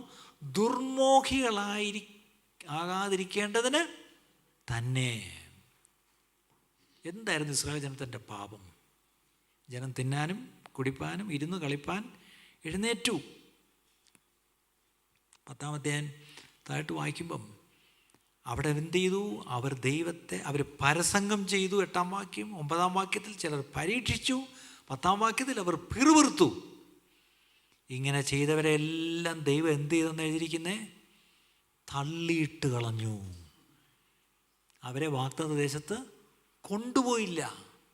ഞാൻ ചോദിച്ചോട്ടെ, ഇത്ര സ്ട്രിക്റ്റായിട്ട് അവരെ ജഡ്ജ് ചെയ്ത് അവരെ കൊണ്ടുപോകത്തില്ല എന്ന് വാശി പിടിച്ചെങ്കിൽ പഴയ നിയമത്തിൽ നമ്മുടെ ദൈവം, പുതിയ നിയമത്തിൽ നമ്മളോട് ആ വാശി വിട്ടെന്നാണോ നിങ്ങൾ വിചാരിക്കുന്നത്? എങ്കിൽ പിന്നെ എന്തിനാ ദൃഷ്ടാന്തമായിട്ട് നമുക്കിത് പറയുന്നത്? അതിൻ്റെ അർത്ഥം നമ്മളും സ്നാനപ്പെട്ടു, നമ്മളും തിരുവത്താഴം എടുക്കുന്നു, ഒരേ അപ്പത്തിൻ്റെ അംശികളും ഒരേ പാനപാത്രത്തിൻ്റെ അംശികളും ഒക്കെയാണ്. പക്ഷേ ഈ പറഞ്ഞ എന്തെങ്കിലും പ്രശ്നം നമ്മുടെ ജീവിതത്തിലുണ്ടെങ്കിൽ അങ്ങ് ചെല്ലുമെന്ന് ഗ്യാരണ്ടി ഇല്ല പ്രിയപ്പെട്ടവരെ. ഞാനത് പറയുമ്പം വളരെ ഗൗരവത്തോടായി പറയുന്നത്. അത് തന്നെയല്ലേ പാസ്റ്റർ എൻ്റെ അർത്ഥം? വേറെ അർത്ഥം വല്ലതും ഉണ്ടോ? അവിടെ നോക്കിയേ, ഇസ്രായേൽ ജനത എന്തിനാ നമുക്ക് ഒരു ദൃഷ്ടാന്തമായിട്ട് പറഞ്ഞിരിക്കുന്നത്? അവർക്ക് സംഭവിച്ചത് നാളെ ഒരു കാരണവശാലും നമുക്കും സംഭവിക്കരുതെന്നല്ലേ? ഇത് പുതിയ നിയമസഭയോടുള്ള ഒരു ഉപദേശമല്ലേ ഇത്? ഇന്ന് നമ്മളെ ഇത് ബാധിക്കേണ്ടതല്ലേ? അങ്ങനെയാണെങ്കിൽ എത്ര ഗൗരവമുള്ള കാര്യമാണ് പ്രിയപ്പെട്ടവരെ. അവർ ചെയ്ത ഓരോ തെറ്റും അത് ഗൗരവമുള്ളതായി എടുത്ത് ദൈവം അവരെ ശിക്ഷിച്ചുവെങ്കിൽ ആ തെറ്റിന് എവിടെയെങ്കിലും വെച്ച് ഗൗരവം കുറഞ്ഞു പോയോ? അതോ ദൈവം ആ തെറ്റ് പട്ടികയിൽ നിന്ന് മാറ്റിയോ? മാറ്റിയിട്ടില്ല. ഉടൻ നമ്മൾ പറയും അവർക്ക് കൃപയില്ലായിരുന്നു, നമുക്ക് കൃപയുണ്ടെന്ന്. ശരിയാ, കൃപയുണ്ട്, അതിനായിട്ട് സ്തോത്രം. പക്ഷെ കൃപയുണ്ടെന്നുള്ളതുകൊണ്ട് എന്നും ചെയ്യാനുള്ള ലൈസൻസ് അല്ല, അതല്ല കൃപ. അവർക്കത് പിടിച്ചു നിൽക്കാൻ കഴിഞ്ഞില്ല, അതിന് കൃപയില്ലായിരുന്നു. ഇന്ന് എനിക്കും നിങ്ങൾക്കും കൃപയുണ്ട്. അതിനോട് എതിർത്ത് നിൽക്കണമെങ്കിൽ, അതിൽ നിന്ന് വിട്ടു നിൽക്കണമെങ്കിൽ, അതിന്മേലൊരു ജയം പ്രാപിക്കണമെങ്കിൽ അവർക്കില്ലാതിരുന്ന കൃപ, ദൈവകൃപ നമുക്കുണ്ട്. അവരെ ശിക്ഷിച്ചു വളർത്താൻ ദൈവകൃപ അവർക്കില്ലായിരുന്നു. ഇന്ന് നമ്മളിൽ ഉദിച്ചിരിക്കുന്ന ദൈവകൃപ, രക്ഷാകരമായ ദൈവകൃപ നമ്മളെ ശിക്ഷിച്ച് നടത്തുന്ന ദൈവകൃപയാണ്. ആ ദൈവകൃപയ്ക്ക് കീഴില്ല പ്രിയപ്പെട്ടവരെ നമ്മൾ. 12-ാം അധ്യായത്തിലേക്ക് വരുമ്പം അടുത്തൊരു പ്രശ്നം, they blurred the distinction between men and women. സ്ത്രീ ഏത് പുരുഷൻ ഏത്, അതൊരു വലിയ പ്രശ്നം. ഇന്നത്തെ കാലത്തൊക്കെ ഇതൊക്കെ ഉണ്ടാകാൻ വലിയ പ്രശ്നമാണ്. നമ്മുടെ കേരളത്തിലെ സ്കൂളിലെല്ലാം ഇപ്പം ജെൻഡർ ന്യൂട്രൽ യൂണിഫോമായി. കൊച്ചി മഹാരാജാസ് കോളേജിൽ ഇപ്പം ജെൻഡർ ന്യൂട്രൽ ടോയ്ലറ്റാണ്. പണ്ടൊക്കെ നമ്മൾ പോകുമ്പം സ്ത്രീകളുടെ മൂത്രപ്പുര ഏതാ, പുരുഷന്മാരുടെ ഏതാ, ഇനിയിപ്പോൾ അതും പറ്റത്തില്ല. പക്ഷെ ബൈബിൾ ഈസ് വെരി ക്ലിയർ. ഏത് പുരുഷൻ്റെയും തല ക്രിസ്തു, സ്ത്രീയുടെ തല പുരുഷൻ, ക്രിസ്തുവിൻ്റെ തല ദൈവം എന്ന് നിങ്ങൾ അറിയണമെന്ന് ഞാൻ ആഗ്രഹിക്കുന്നു. ഉടൻ നിങ്ങളുടെ ഉള്ളിലേക്ക് ചില ചോദ്യം വരുന്നുണ്ട്. ആ ചോദ്യത്തിന് ഉത്തരം ഞാൻ തന്നെ പറഞ്ഞേക്കാം, അതവിടെ ഉണ്ട്, ഞാൻ വായിക്കുന്നതേ ഉള്ളൂ. 16-ാം വാക്യം, ഒരുത്തൻ തർക്കിക്കാൻ ഭാവിച്ചാൽ അങ്ങനെയുള്ള മര്യാദ ഞങ്ങൾക്ക് ഇല്ല, ദൈവസഭയ്ക്കും ഇല്ല. ഇതിൻ്റെ ഒരു തർക്കവും പറഞ്ഞിട്ട് എൻ്റെ പുറകെ വരരുത്. പൗലോസിൻ്റെ അതേ, ഞങ്ങൾക്ക് തർക്കിക്കുന്ന മര്യാദ ഇല്ല. ദയവേത് അതിനെപ്പറ്റി ഒന്നും ചോദിച്ചുകൊണ്ട് എൻ്റെ പുറകെ വരരുത്. എൻ്റെ ഒരു ഉത്തരവില്ല. ഞാൻ പൗലോസിനെ അക്കാര്യത്തിൽ കൂട്ടുപിടിക്കുന്നു. ശരി, ഇത്രയും കാര്യങ്ങൾ 11-ാം അധ്യായം വരെ പറഞ്ഞിട്ടാണ് പറയുന്നത്, നിങ്ങൾ കൂടി വരുന്നത് നന്മയ്ക്കല്ല തിന്മയ്ക്കത്രേ. കാര്യം മനസ്സിലായോ? അവിടെ നിങ്ങൾ കൂടി വന്ന് കർത്താവിൻ്റെ മേശ നടത്തുന്നതിൻ്റെ കാര്യമല്ല പറഞ്ഞത്. നിങ്ങൾ കൂടി വരുന്നത് തന്നെ തിന്മയ്ക്കാണ്. ഇനി തിന്മയ്ക്കായിട്ട് കൂടി വരുന്നത് നിങ്ങൾ ഇനി ഇതും കൂടെ വരുത്തുന്ന ശാപം പിടിച്ച് വരുത്തി വയ്ക്കല്ലേ, ശിക്ഷ വരുത്തി വയ്ക്കല്ലേ, ചത്തുവല്ലേ എന്നാണ് ഈ പറഞ്ഞത്. ഇപ്പം മനസ്സിലായോ? ഫ്ലൈറ്റ് അനൗൺസ്മെൻറ്റ് ഇനി കേൾക്കുമോ? ഇനി തിരുവത്താഴം നടത്തുമ്പോൾ ആ വാക്യം ഒന്ന് കേൾക്കുമ്പം പണ്ടൊരു തിരുവനന്തപുരത്ത് നിന്ന് ഒരുത്തം നീളമുള്ള ഒരുത്തം വന്ന് ഏതാണ്ട് കുറേ കാര്യങ്ങൾ പറഞ്ഞിട്ട് പോയി. അന്ന് നിങ്ങളുടെ മനസ്സിലേക്ക് ഇത് ഓർമ്മ വരണം. അത് തിരുവത്താഴം എടുക്കുമ്പോൾ മാത്രം വായിക്കേണ്ട ഒരു ഭാഗമല്ല അത്. പക്ഷേ അത് മാത്രമല്ല നിങ്ങൾ വായിക്കേണ്ട, ഈ 10 അധ്യായം കൂടെ മുമ്പുള്ളത് ചേർത്ത് വായിക്കണം. ഇത്രയും കുഴപ്പം ആ ചർച്ചയും ഉണ്ടായിരുന്നു. ഇനി നമുക്ക് ആ കൊരിന്ത്യ സഭ അങ്ങ് വിടാം. നമ്മളിപ്പോൾ കുറേ നേരമായിട്ട് കൊരിന്ത്യ സഭയെ നമ്മളിങ്ങനെ തൊലി ഉരിച്ച് ഒന്ന് വരഞ്ഞ് ഉപ്പും മുളകൊക്കെ ഇങ്ങനെ പുരട്ടി നിർത്തിയിരിക്കുക. ഇനിയിപ്പോൾ അതുങ്ങളങ്ങ് വിടാം, നമ്മളിലേക്ക് വരാം. ഇതിലേതാ നമ്മളിൽ നിന്നില്ലാത്ത? പറഞ്ഞേ, ഇതിലേതാ ഇല്ലാത്ത? ഇതെല്ലാം അതിൻ്റെ കാട്ടിലും കാഠിന്യത്തിലും അല്ലേ നമ്മുടെ ഇടയിലും ഉണ്ട് പ്രിയപ്പെട്ടവരെ. എന്നിട്ട് നമുക്ക് നമ്മോട് തന്നെ ചോദിക്കാം, കർത്താവെ, ഞങ്ങൾ കൂടി വരുമ്പോൾ നന്മയോ തിന്മയോ, is it for the good or for the worse? നമ്മൾ ഒരു ദിവസം ദൈവസന്നിധിയിൽ പോയി ഇതിന് ഉത്തരം ഇന്ന് നിങ്ങൾ ആരും പറയണ്ട, ഞാൻ പറയണ്ട, നിങ്ങളും പറയണ്ട, നമ്മൾ അന്യോന്യവും പറയണ്ട.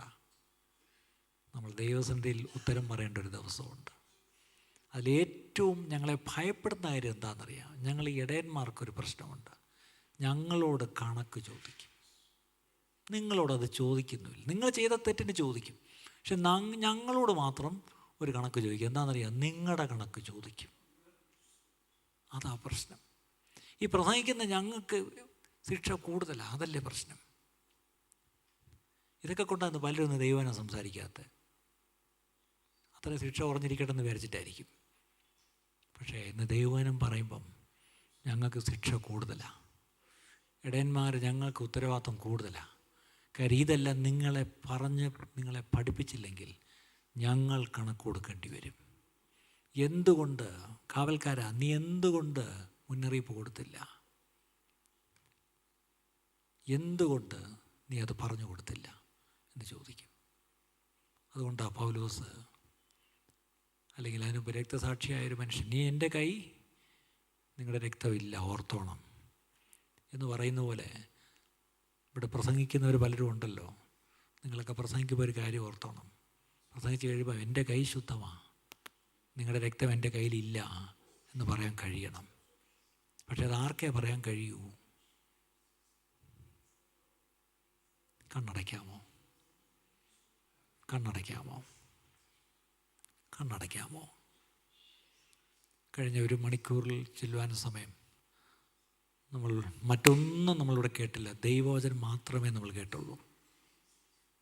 നിങ്ങൾ കൂടി വരുന്നത് നന്മയ്ക്കല്ല തിന്മയ്ക്കത്രേ എന്നൊരു സഭയെ നോക്കി പൗലോസിന് പറയേണ്ടി വന്നെങ്കിൽ ഇന്ന് എന്നെയും നിങ്ങളെയും നോക്കി ഇന്ന് പൗലോസ് എന്തായിരിക്കും എഴുതുന്നത്? ആ ഒരൊറ്റ ചോദ്യം എറിഞ്ഞു തന്നുകൊണ്ട് ഞാൻ എൻ്റെ വാക്കുകൾ ഇവിടെ നിർത്തുക. നമ്മൾ ആരും അന്യോന്യം കുറ്റപ്പെടുത്താൻ പറയുന്നതല്ല. കാരണം പൗലോസ് അത് താഴ്ത്തു പറയുന്നുണ്ടല്ലോ, അവനവൻ തന്നെ ശോധന ചെയ്താൽ മതി, മറ്റുള്ളവനെ ശോധനയോ വിധിക്കുകയോ ഒന്നും വേണ്ട. അത് നമ്മളെ ഏൽപ്പിച്ചിട്ടില്ല. അവനവൻ തന്നെ ശോധന ചെയ്യണം. അങ്ങനെയാണെങ്കിൽ ഇന്ന് കടന്നു വന്ന നമ്മൾ ഓരോരുത്തരും നമുക്ക് നമ്മെ തന്നെ ഒന്ന് ശോധന ചെയ്യാം. അതിനുള്ള സമയമാണ് ഇനിയുള്ള സമയങ്ങൾ. ഇന്ന് ഈ വീണ വചനം നല്ല നിലത്ത് വീണ് അത് തക്ക സമയത്ത് 30, 60, 100 മേനി വിളവ് തരട്ടെ എന്നുള്ള പ്രാർത്ഥനയോടുകൂടി എൻ്റെ വാക്കുകൾ ഞാനിവിടെ നിർത്തുന്നു. സമൃദ്ധിയായിട്ട് കർത്താവ് നിങ്ങളെല്ലാവരെയും അനുഗ്രഹിക്കുമാറാകട്ടെ. ഇന്ന് കേട്ട ഈ സന്ദേശം തീർച്ചയായിട്ടും നിങ്ങൾക്ക് അനുഗ്രഹമായിരുന്നു ഞങ്ങൾ വിശ്വസിക്കുന്നു. ഒരുപക്ഷെ നിങ്ങൾ ഇതുവരെയും ഈ ചാനൽ സബ്സ്ക്രൈബ് ചെയ്തിട്ടില്ല എങ്കിൽ ദയവായി ഇപ്പം തന്നെ ഒന്ന് സബ്സ്ക്രൈബ് ചെയ്യുക. ഈ സന്ദേശം മറ്റു ചിലർ കൂടി ഒന്ന് ഫോർവേഡ് ചെയ്ത് കൊടുക്കുക. നിങ്ങൾക്കിത് അനുഗ്രഹമായിരുന്നെങ്കിൽ തീർച്ചയായിട്ടും അത് മറ്റുള്ളവർക്കും ഒരു അനുഗ്രഹമായി തീരുവാൻ അത് കാരണമായി തീരും. God bless you.